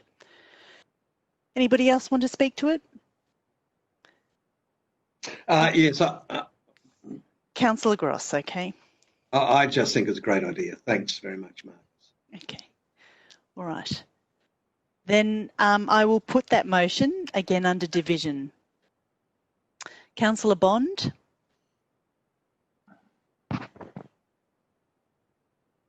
4. Have we lost Bondi? No. Councillor Brand? 4. Councillor Copsey? 4. Councillor Crawford? I don't know what I'm voting on. Sorry. Okay. Unless you could Councillor update Gross? me. What's on the screen, Councillor Crawford? What's different about it though? Sorry that I don't. From the original motion. Nothing. Nothing different. Sorry. I'll just abstain. Okay, thank you. Sorry. I know you've been having trouble IT issues coming in. Councillor Gross? In favour. Thank you. Councillor Pearl? In favour. Councillor Simic? Abstain. Councillor Voss? 4. Councillor Baxter? 4. That motion is carried. Thank you. Okie dokie. Oh, believe it or not, we've finished the budget. Now we have to vote on the substantive motion, don't we? Oh. Yes, you're right, Councillor Gross. I think I must be. Thank you. All right, so now that forms part of the substantive motion. Would anyone else like to speak to the substantive motion? Yeah, if I could, Madam Mayor. Not sure. Thank you. Councillor Pearl? Thanks very much. I'll have a bit more to say at the next item when the rate increase comes through. But just a couple of points to Councillor Gross's presentation before. You're 100% right. We are much more transparent in the way this council does leases, and we should be really proud of that. I think the original idea came from Trevor White of doing that accounting standard back in 2015. It was adopted by council well before we had to do it on a mandatory basis based on accounting standards, and that's been a good thing. Many looking externally in would look at this council and think, what an odd group of people from different backgrounds and different political persuasions and different ideologies and different ways of thinking. But usually when we collide, we actually get a reasonable outcome. And the good example of that, I think, is childcare, which I think we came as a group of councillors to blows over, probably more so than any other issue in this whole period of council. But at the end of the day, we all, to a large extent, generally speaking, got what we wanted. The community got a better outcome. Financially, the council is not subsidising unprofitable, uncompliant childcare centres anymore at all, and we got a good outcome.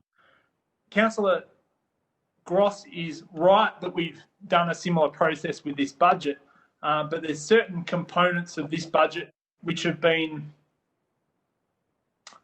covered up, to the wrong word, but they've been effectively masked over by the improving result. So as the result has improved, the pressure and the tension that was being felt by councillors and particularly by officers back in March has been relieved substantially.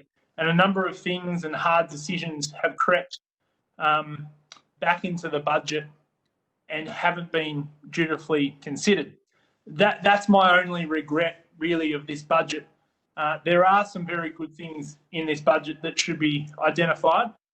Debt is one of them, and it was one of the criteria that I'm using to vote for the budget, or to guide my vote on the budget items this evening and before now. One of the three main ones. Councillor Gross, of course, is wrong when he talks about the use of debt at the local government level, but that's a debate we'll have hopefully for many years to come. The social capital that we all enjoy right now was paid for largely without the use of debt in previous decades. Debt makes council balance sheets brittle and subject to risk, and at the end of the day, the borrower is slave to the lender. And I can tell you that governments are not good business partners for banks, having spent 10 years as a banker. The items that also Councillor Gross talked about was deficit. The deficit comes from the underlying result of this council over 4 years, which does not tell a pretty tale at all. It details losses last year of over $10 million and forecast at the end of next year to be over $30 million. So that's the result that ratepayers and residents really should judge us by. It's the amount that reserves have come down by, plus the net result that have been sitting in our budget position. That's the amount of money net that we've drawn on our overall resources, not including asset appreciation, etc. But that is a legitimate metric that people should be accounting us by. And it's not one we got off to a good start with. And that was by sheer virtue of the fact that we made such a large decision for this council pretty much on day one with the $11 million investment into the Fitzroy Street Pride Centre. And we've really never been able to catch up that balance ever since. So I'll have more to say about the budget per se, but I thought it was just worthwhile giving Councillor Gross the respect of his presentation and just picking him up on a few of his points. Thank you, Councillor Pearl. Would anyone else like to speak to the substantive motion? No, then Councillor Gross, would you like to close? No, I've put a comment in the feed.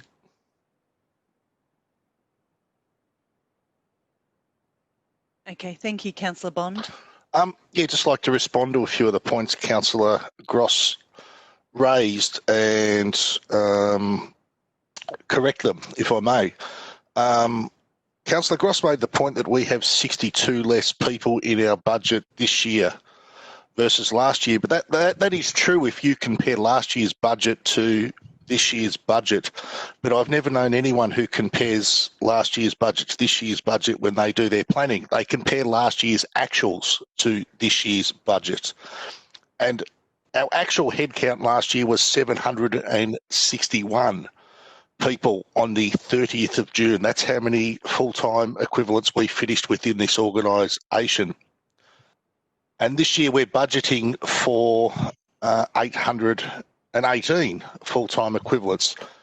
So by my reckoning, that's plus 57. It's not minus 62. We might have budgeted for 880 people last year, but we certainly didn't have them. We only had 760. So to say we've removed 62 people out of our budget is just not correct. We're budgeting to gain 57. Councillor Gross, I'm glad he raised the capital works for this council. We're decreasing our capital works from $38 million down to $31 million. And that is the only reason we have a surplus, or we had a surplus prior to tonight. Given some of the events earlier on, our surplus is down to less than $500,000. So yeah, that is a very, very short-term approach, is to keep cutting your capital projects. And which contradicts with the statements Councillor Gross made about us investing in our local infrastructure and our local buildings and investing in our local community. We're actually cutting. We've cut $7 million this year versus last year we're spending on capital works. And the third point I'd like to make about Councillor Gross's presentation, you know, the old saying of lies, damn lies and statistics, you can cut our numbers any way you like, but in terms of total income, where our income is much higher than any of our surrounding neighbours, our rates and charges per resident are much higher than any of our surrounding neighbours. Our rates and charges per square kilometre, our rates and charges per kilometre of road, by any number of measures, we are the highest rating and the highest charging municipality in our local area. Now you can cut that a couple of different ways. It might show us down the other end if, you know, rates as a percentage of household income or whatever it was that showed us alongside Frankston. That's only because people in this area generally have higher incomes. That's no sign that we're not taking less money off our residents. In fact, it probably shows the opposite. So I'll have more to say on the next section, but that'll just refute a few of Councillor Gross's points from his presentation that were, in my opinion, not correct and slightly misleading. Thank you, Councillor Bond. Councillor Brand? Yes, I too would like to, I guess, make my own characterisation of this budget. And if you would indulge me, Mayor, I'll just read it out so I don't meander. Absolutely. But it's just It's far enough away from Councillor Gross's comment to, I hope, be a summing up and a recap on some of it. But I think it really is a pretty remarkable budget of what we've produced this year. It was completely rebuilt after our budget for a normal 2021 was almost complete and ready to go. Staff worked around the clock and completed it in weeks. Completed in weeks what would normally take months. To find the necessary savings, they searched from ground up using zero-based accounting, which is usually only applied forensically to a couple of selected departments each year, and they did it to the whole lot. To find structural efficiencies, they restructured the whole organisation. They reduced staffing positions by more than 60, if we're comparing apples with apples, and negotiated one of the tightest EBAs in the sector. Senior management was reduced at all levels, and $1 million was saved in cuts and salary freezes. All this was done with no forced staff redundancies, and all done while completely revolutionising our workplace practices and working from home, and all while completely overhauling the antiquated IT system for a good measure as well. All this effort allowed us to cover the gaping $30 million revenue hole put in our side by the COVID-19 crisis last financial year and this. We did it with organisational savings and efficiencies, deferred capital works, not cancelled completely, and reduction in services where possible. All rigorously prioritised and negotiated with the councillors at exhausting weekly meetings. We then added in a $5.6 million economic and social relief package, and we have still managed to produce a balanced budget. In fact, we're keeping an extra $1 million cash surplus on hand for contingencies. All of this without borrowing a cent or making irregular drawings from reserves. That, in anyone's book, is good work. In fact, I think it's something of a miracle and something quite awesome, what we've done there. Having said all that, I need to note that I'm disappointed with a number of things, a few things. I think we should be getting even more pandemic relief back into the community. More rates relief, and I mean waiving certain percentages of rates, not only for small business, but also to households in financial crisis, and also to landlords if they're providing significant rent relief to their tenants. I believe we should be giving more life support to our arts, creative industry and innovation sectors. And I'm disappointed we haven't had the will to explore the trending potential of borrowing at current interest rates to invest in infrastructure projects and community assets. Despite my earnest efforts, these have all stayed in the two heart baskets, for reasons I can see also. But on the back of misfortune, a partial remedy has come our way with the St Kilda Festival cancellation, and there is this fund, which we've already spoken about. And I think the pooling and quarantining of the 1.7 million from the festival, directed to local small business and the music and creative sector, does halfway satisfy me personally in the terms that I was upset about. It's a very sad decision to be cancelling the festival, but let's see it for what it also is, a giant package with a silver lining that's arrived right on time. With the $2.8 million spent before the end of last financial year, the $5.6 million relief package proposed for this financial year, and the $1.7 million earmarked for the festival fund, we'll be tipping a total of over $10 million into the community in our COVID emergency response. It is large. I might have liked it I might have liked even a little more, but it is a very, very large package. So, in summary, I see this as a budget that has been framed within conventional bounds. These are the goalposts we've set. But what has actually been achieved within those goalposts, I say again, has been an amazing, awesome performance.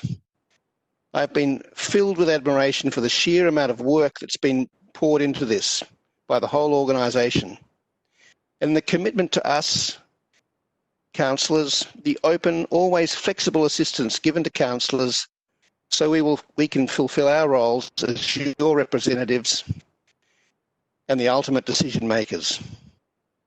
It has been an awesome team effort led by CEO Peter Smith and all the way through the officer ranks.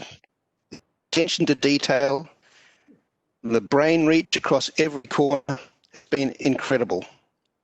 The ability to juggle hundreds of important items, keeping their financial, legal, technical, political, human significance in full perspective has been just amazing. The dedication and diligence. It's been inspiring to me in this COVID context in particular, just to have been witness to this effort close up week after week since that pivotal point in March. For us councillors, Mayor Bernardine has been an equally hard-working, excellent and indispensable leader. And to our community, you have played a powerful and influential role in all of this all the way through, spurring us on, keeping us on our toes, inundating us with demands, offering guidance from all points of view, and making long and intelligent submissions to the draft budget. In other words, giving us our purpose and reminding us of it often.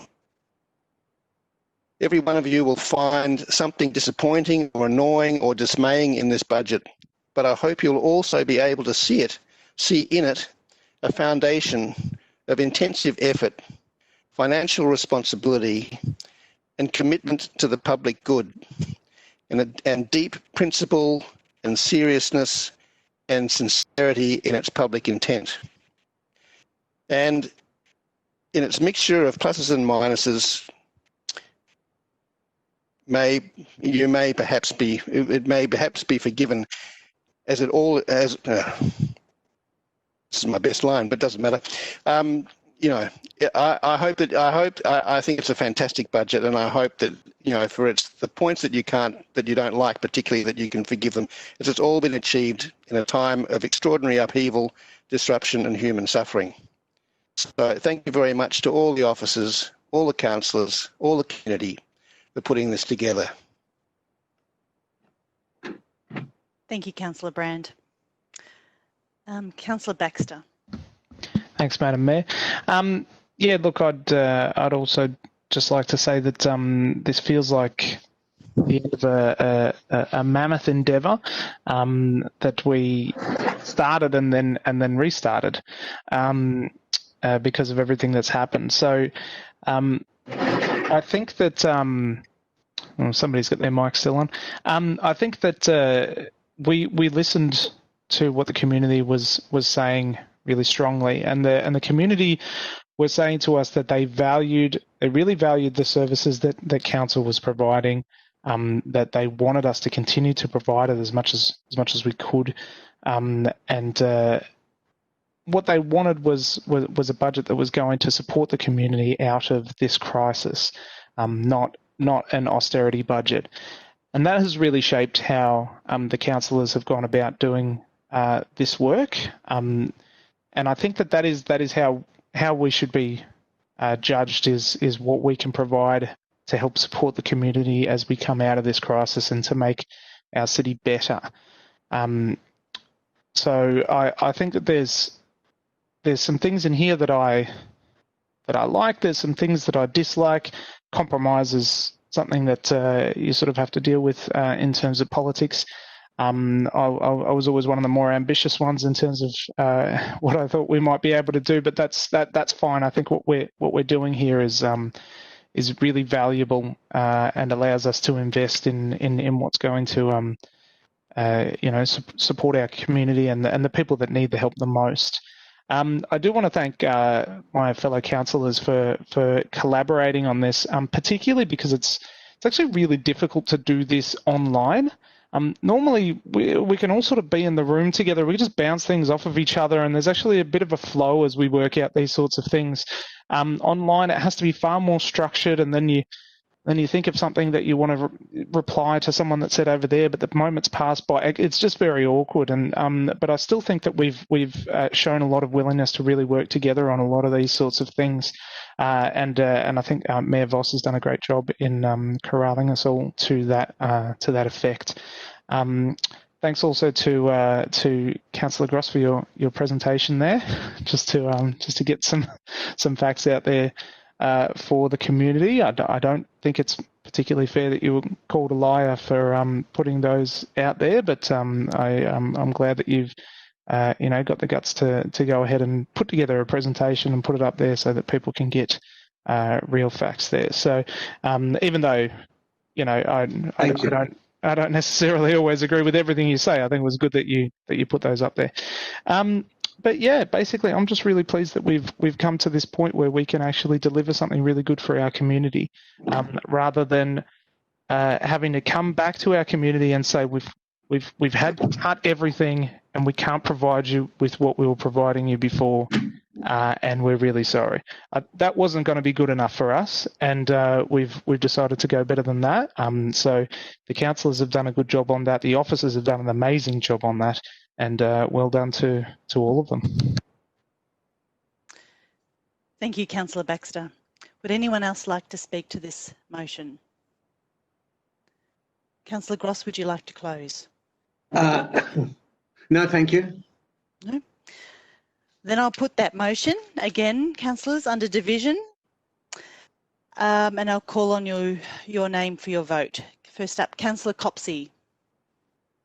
For. Councillor Crawford. For. Councillor Gross. For. Councillor Pearl. Against. Councillor Simic. For. Councillor Voss. For. Councillor Baxter. For. Councillor Bond. Against. Councillor Brand. For. That motion is carried. Right, thank you. Now, last item in the presentation of reports is 14.10, which is the declaration of rates and charges 1st of July 2020 to the 30th of June 2021. Councillors, do you have any questions of the officers?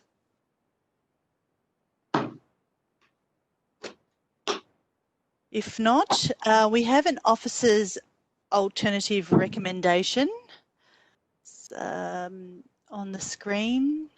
It's a small change in that it takes into consideration the impacts of COVID-19 on our community with a later date declaration of rates and charges than prior financial years. So when the rates notice bill is due by, essentially, and they're the dates there. So that's the change to the recommendation from the officers. Councillor Pearl, you have a question? Yeah, thanks very much. Cash is king at no other time in many of the lives of the people who live in Port Phillip than it is today. So I'm just wondering, I know we do monthly instalment billing if people request it, is my understanding. Why are we not moving that to the standard setting so we can do a direct debit or some form of direct payment or even a monthly payment plan instead of having these large quarterly payments due? Is there any way we can smooth this out to help family budgets at a time where they need it most? And is there any regulatory inhibitors to that occurring? Mr. Carroll. Through you, Mayor, I might get Peter Liu or Dennis O'Keefe to add to it, but I do believe we actually also do offer, this is the statutory minimum that we have to offer, which is quarterly instalments. Instalment dates are set by government, but we do also, I believe, offer monthly payment options as well for people. Yeah, sorry, just to clarify the question, not doubting. I know we offer it if the person requests it, but why don't we just provide it as the base so we can help people, if they want to pay it fast, they can, but it'll allow them to smooth their monthly budgets out instead of having very lumpy quarterly payments. So there you have the option through you, Mayor, people do have the option to do that, but the instalments as we have here are what the four quarterly instalments are the base that we have to provide, and in accordance with government requirements. But we do also provide those options for people to do monthly payments if they wish. Chris, I'm happy to follow up there. I'm happy to provide some clarification through you, Madam Mayor. Yes, please, Perhaps I'll Mr. rephrase O'Keefe. the question if I could, Mayor, because I don't think we're heading down the Councillor track. Pearl, yes, rephrase the question. Yeah, I don't think we're heading down the track we want to. So I fully understand people can do quarterly, monthly payments if they wish. So maybe is there an amendment we could make to this motion this evening that would allow people to be able to understand that option more fully? So perhaps on the rates notice, would we be able to provide them to tick a box or make a payment with a monthly option or the quarterly option, instead of just providing them the quarterly option and then they have to come to us and ask for the monthly? Thank you, Mr. Liu or Mr. O'Keefe. Yeah, through you, Madam Mayor. So this report reflects basically the statutory requirements under the Local Government Act. All ratepayers have the option of paying their rates in 10 instalments over the course of the year. That's reflected on our website. It's, I believe, reflected in our rate brochure as well. But so this report basically reflects what the state government requires all councils to put out with regard to the Local Government Act. But we do then, as a council, offer all our ratepayers, both commercial and residential, the opportunity to pay over 10 instalments across the 12 months. So that is something that we've promoted for several years and is upfront on even our new website, which opened up to the public last week. That information is available for all ratepayers. And we have a reasonably significant uptake, Councillor, of that option. With the last number I saw, I think at least 10 to 15% of ratepayers do take up the 10 monthly payment. Through you, Mayor, I'm happy to have a look at how we can further promote that as well, and I'll report back. Thank you, Mr. Carroll. When I last looked at the rates brochure, I didn't see that clearly, so because it was news to me. So I think it's a good point. It'd be great to see. Yeah, we'll have a look at it. Thank you. Any other questions? Councillor Crawford, a question? Sorry if this was covered under the other thing that I was locked out for. With this declaration of rates and charges, is it not true, though, that for some of our residents, they won't see an increase in rates depending on the value of their property? So it's not all doom and gloom for every single member of the municipality. It really, we reflect it in the value of their property. Through you, Madam Mayor, that is correct, Councillor. There will be some ratepayers who will see a rate increase that will be lower than the 2% rate cap increase. That is the headline number that we see often put out there with regard to the state government's cap on our total rates revenue. And yes, our rating system across the state of Victoria, you pay rates relative to your property value as a percentage of the total property values in the city. And can I just follow up? I vaguely remember reading somewhere, was it about, is it as high as 40% of our ratepayers may not see an increase of the 2%, or am I just imagining that figure? Through you, Madam Mayor, I'm just getting into an email here, so just forgive me while Sorry, I just wanted to clarify.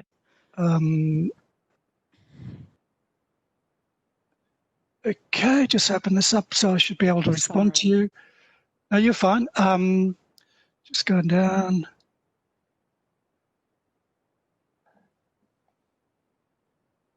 It's a good question. So percentage of rates assessments that will increase by 2% or less. Houses, 27.7% of properties that are considered to be houses will see their rates increase by 2% or less. Flats and units, 57.6% will see it increase by 2% or less. And retail commercial will see that 90% of retail commercial will see their rates increase by 2% or less. So single dwelling houses across those three categories are the ones is the lowest level that's going to see their rates increase by 2% or less. And that reflects the significant increase in the value of those properties effective the 1st of January 2020, which of course was before the impact of COVID. Thank you. Councillor Pearl? Mayor, sorry to harp on about this question, but I'm just going to narrow it down even further. If I put an amendment up requiring officers to promote the monthly instalment billing on the rates notice itself, would that able to be facilitated as opposed to the booklet or the website? Because albeit 10% take up is seen as high, I think that's extremely low. So I think if it was on the rate notice itself, it would be good. Can we fulfil that if I put an amendment up to that effect? Through you, Mayor, we've done a fair bit of design. I think we're almost ready to go to print on those documents.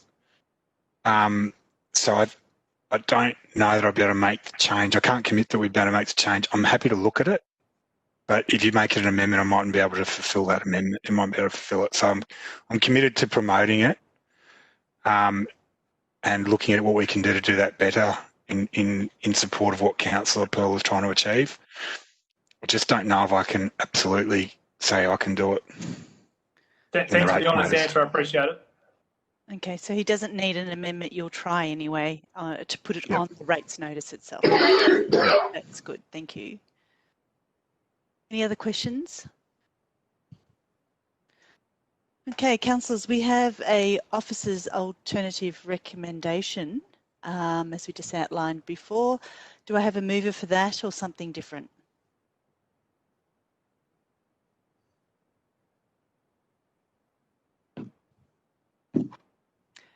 Thank you. Have we got Councillor Crawford to move and Councillor Gross to second? Councillor Crawford, would you like to speak to the motion?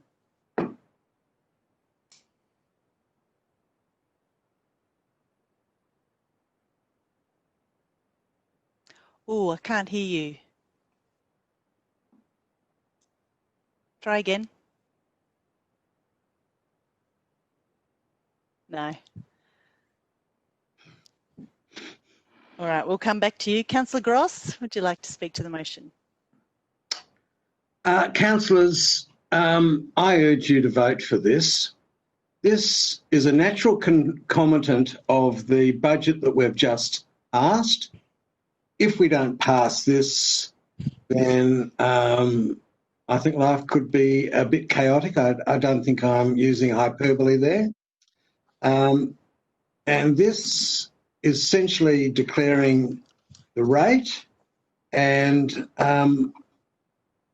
yes, I just hope that it goes through quickly and adequately. Thanks very much. Thank you. Would anyone else like to speak to the motion? I have Councillor Brand. Yes, please.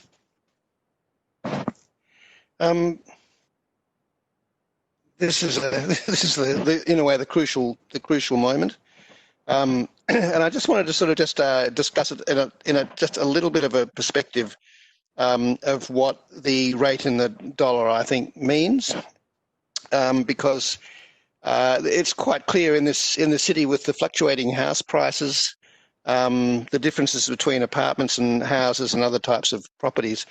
There are some people in our community that have alarming rates rises every year, and you know I can certainly understand the alarm, but you have to understand what it actually means. We're setting a rate now of 3.7282 cents in the dollar.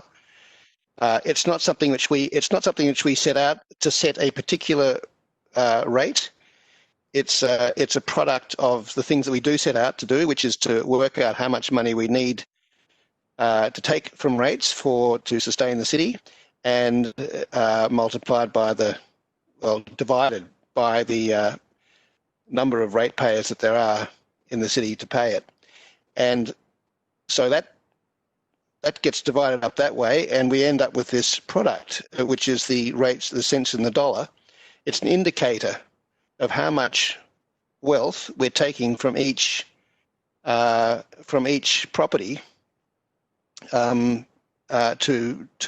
pool into the rate income that we take. 4 years ago, the rate in the dollar was, I can't remember what the exact figure was, but it was 4.2 or something like that, 4 point something. I just don't have it in front of me, which is bad. Cents in the dollar. It was a higher rate in the dollar than it is now. And there's only one way of seeing that, as far as I can tell, is that the amount that we tax a person's wealth now, as compared to 4 years ago, is proportionately less.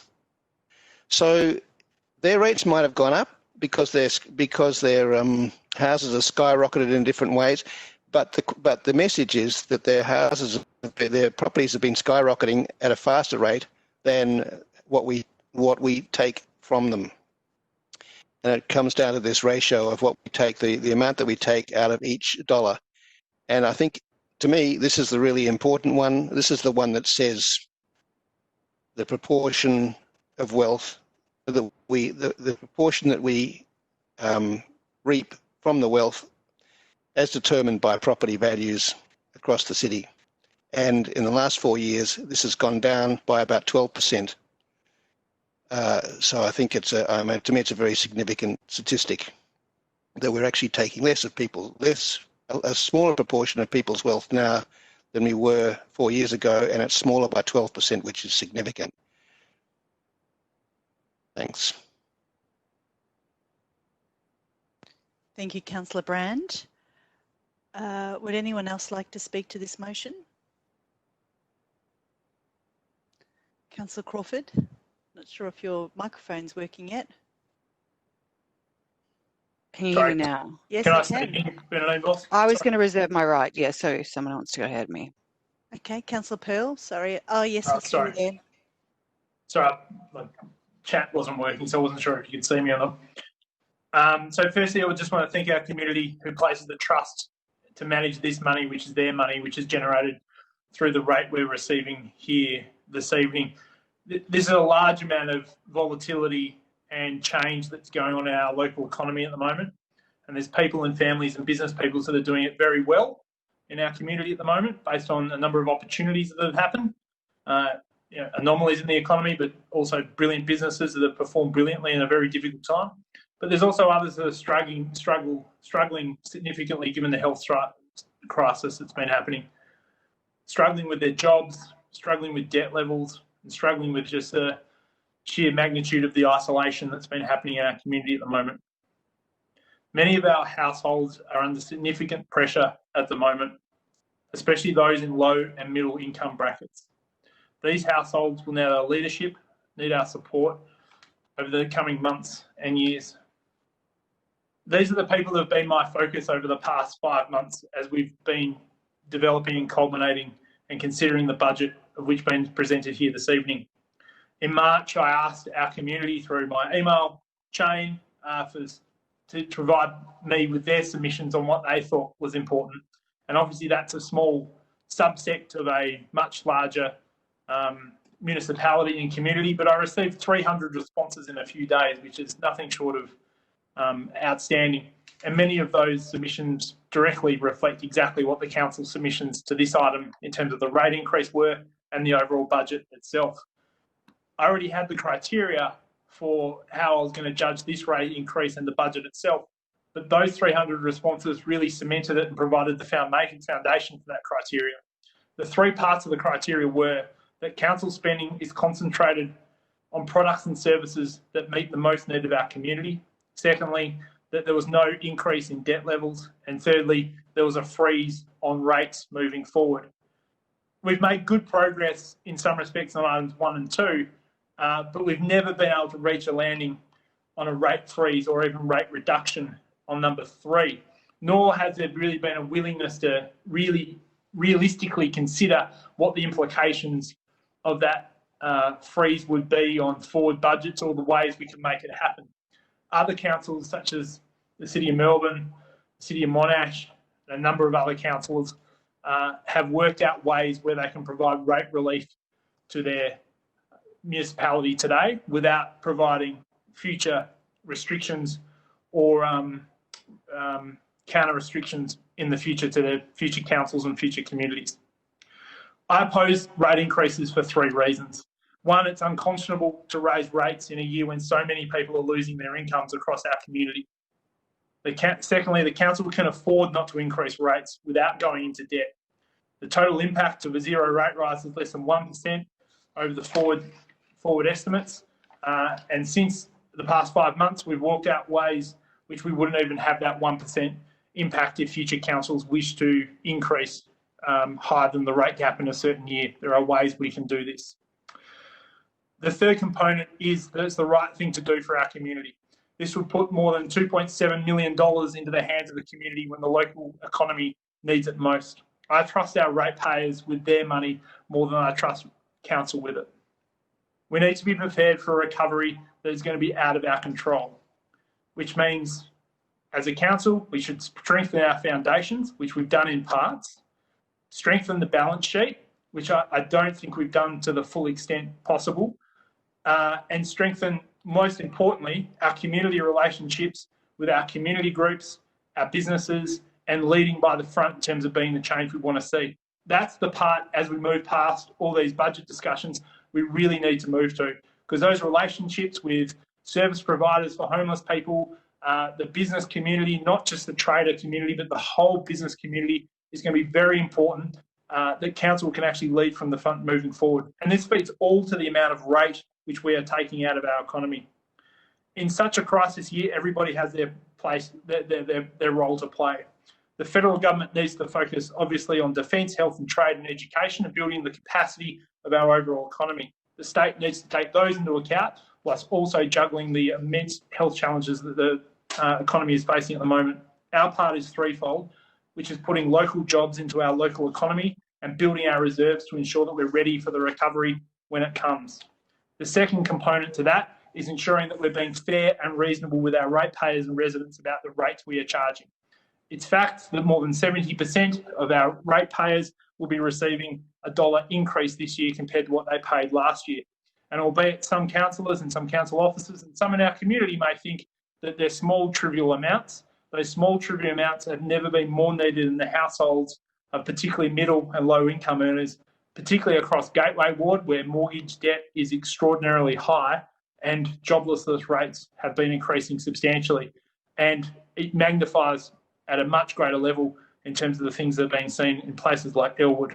There's a high degree of uncertainty with this virus, and we've seen that happen particularly in Melbourne with the way it's been handled and more recently in Auckland. We don't know where this is going to go, and I think we have a strong enough balance sheet, our budget position as well, that we can not increase rates at a time when our community can least afford it. Yes, our community said that they take our services seriously and they value our services, but what I think people don't necessarily value and how you would have to pay for these rate freezes across our economy, across our budget rather, are pretty simple. People want services, they value the services. That's true. Let's keep them. What they don't value is the $1 million over 4 years on consultants on the South Melbourne market, according to the market annual report. They don't value the $900,000 we've spent on interest over the past 4 years on debt that we don't need. And they don't want to spend $300,000 on electric charging stations at places like the South Melbourne market to subsidise fuel for people that frankly should be able to afford their fuel themselves, because those vehicles are extraordinarily expensive.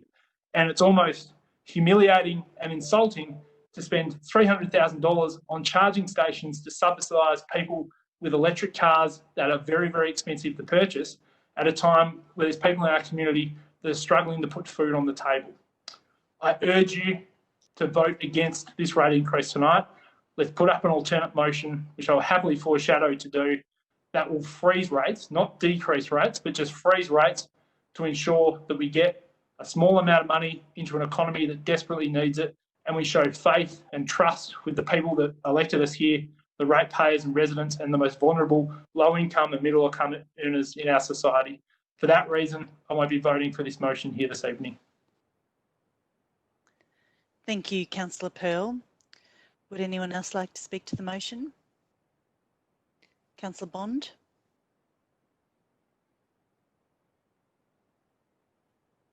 Councillor Pearl, I'd be happy to second that particular motion should we get an opportunity to put it forward. In a little while, I won't be supporting this either.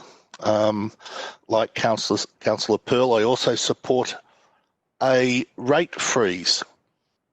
In this current environment, a rate freeze is the right thing to do.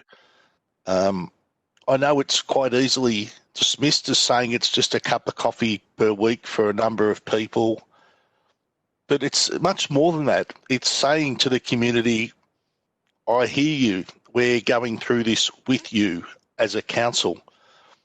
By putting our rates up by the standard 2%, it just says to the community, well, it's business as usual at the City of Port Phillip.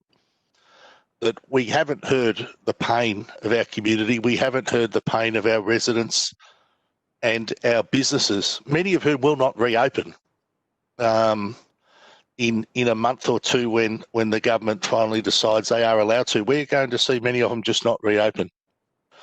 Councillor Pearl's listed a number of non-essential items that we are currently proposing to spend money on, and I've got a list here as well. We could easily come up with the $2.7 million that would enable us not to have to be able to put through a rate freeze and not increase our rates this year. But I think, unfortunately, Councillor Pearl, there's limited interest in pursuing that from others on this call. So I suspect we will not get the opportunity to do that, as much as you and I have been trying to get a zero rate rise budget through this council, not just this year, but for the last 3 years. Our pleas seem to be falling on deaf ears, but we'll keep trying, Councillor Pearl, we'll keep trying and pushing through a zero rate rise budget where we can, and who knows, one day we may eventually see the day on council when that does occur. I very much look forward to that day. But yeah, as I reiterate, now's not the time to be putting up rates. It's a tone-deaf response to the scenario that the community finds itself in, and it staggers me that we are going to put our rates up and our charges up this year like we have every other year, and just pretend it's business as normal when it is no way business as normal for our community. Thank you, Councillor Bond. Just looking here, is there anybody else that's wanting to speak? I can't see anything.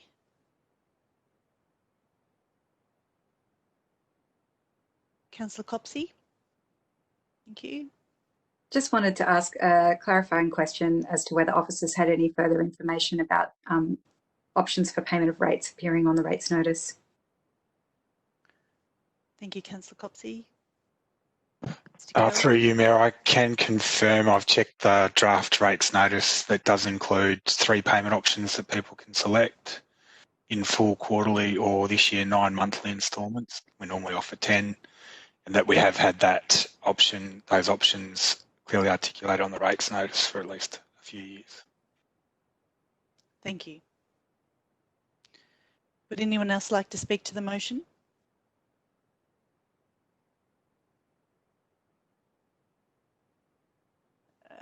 Seeing anyone. Okay, so Councillor Crawford, would you like to close? Yes, can you hear me? Yes. Oh, phew. So first I'd like to acknowledge how difficult it is in our community for all of us. Councillors are going through it alongside you as members of our community, and it's not that we're not hearing you. Just wanted to clarify a few things. Luckily, that break where I got locked out, I happened to read a really interesting letter that our CFO had sent through. So I'd like to make a few points in regards to this particular part, the declaration of rates and charges. So zero rates rise is not a targeted response. It doesn't go to those most in need. It's just $50 back in many ratepayers, maybe a little bit more pocket. So the ones who are doing really well right now and haven't been as affected by COVID as many have, they get the same amount as those who are most in need. So a zero rate rise actually doesn't deliver all the things that Councillor Bond and Councillor Pearl say they want. It doesn't deliver targeted help. And we have put into our budget that 2% rise. That money is there to help our community for the people that need it most, to fund the food, to give it to the Port Phillip community group, to keep doing their amazing program of delivering food to those who can't afford it, to look for, waiving footpath trading fees and other things that we may be able to help with traders. So that's the first point.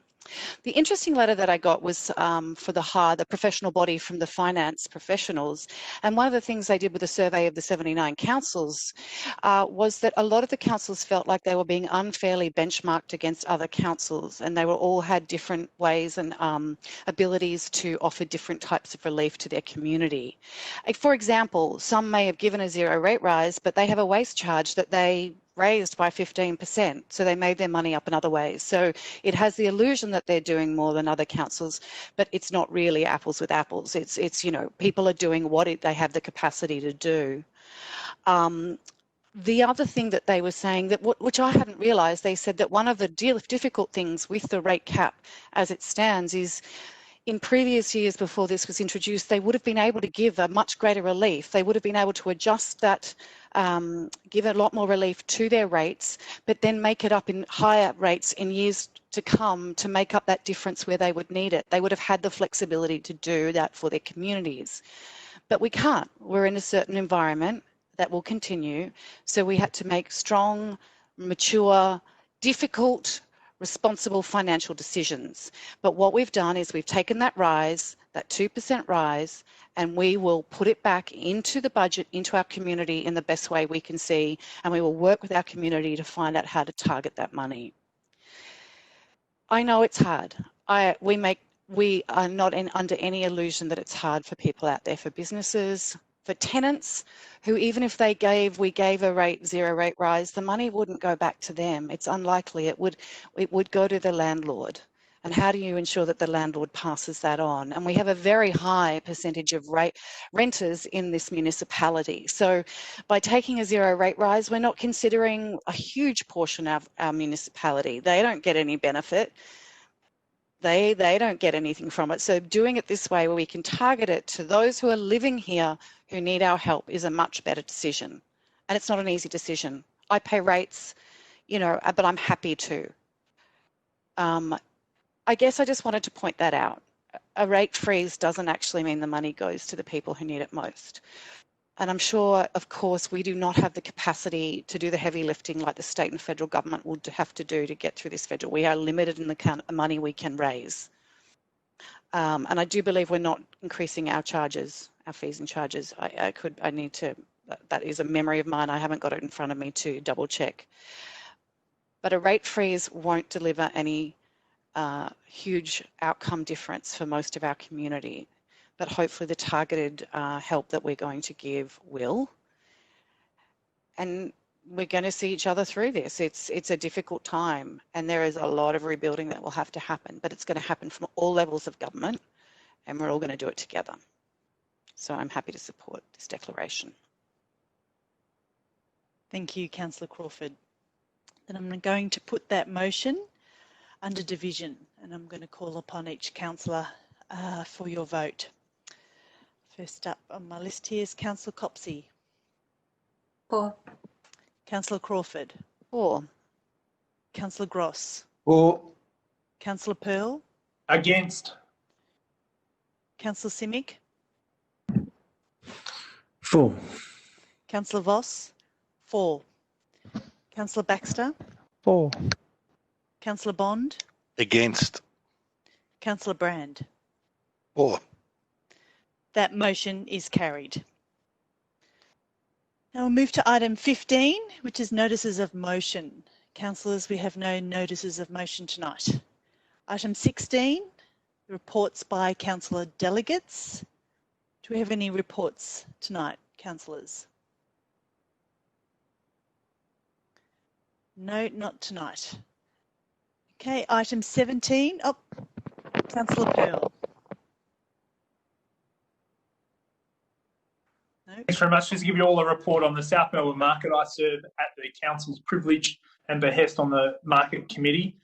It's a very difficult time at the market at the moment for our general merchandise traders who are not open at all, albeit they're very privileged to be receiving rate relief from the council budget. There's a significant draw on council this year in terms of resources for the market, with a deficit being subsidised by ratepayers of over $2 million. That's not something that is held lightly by traders or the committee at all. What has been interesting to see is the decrease in visitation as we've gone into stage 4 restrictions. On one hand of the token, it's devastating the reduction in people flowing through the market of about 55% on normal trading, but it is also quite remarkable that 45% of the people live within 5 kilometres of that market. And it really has shown what an important asset the market is and how we need to continue investing into the market for future generations. But I just thought it was worthwhile updating you on the financial situation, which you're all aware of, but also the visitation situation, which is concerning. But I think we'll get out of this stage 4 restriction hopefully very soon.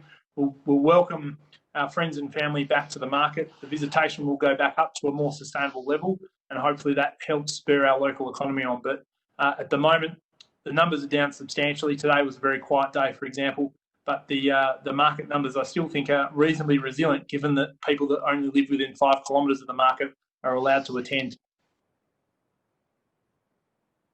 Thank you, Councillor Pearl. Would anyone else like to provide a report? Okay, thank you. So item 17, urgent business, and councillors, we don't have any urgent item of businesses tonight. No. Item 18, confidential matters. Councillors, we have no confidential items tonight either. So there being no further business, I declare the meeting closed. Thank you. Good night.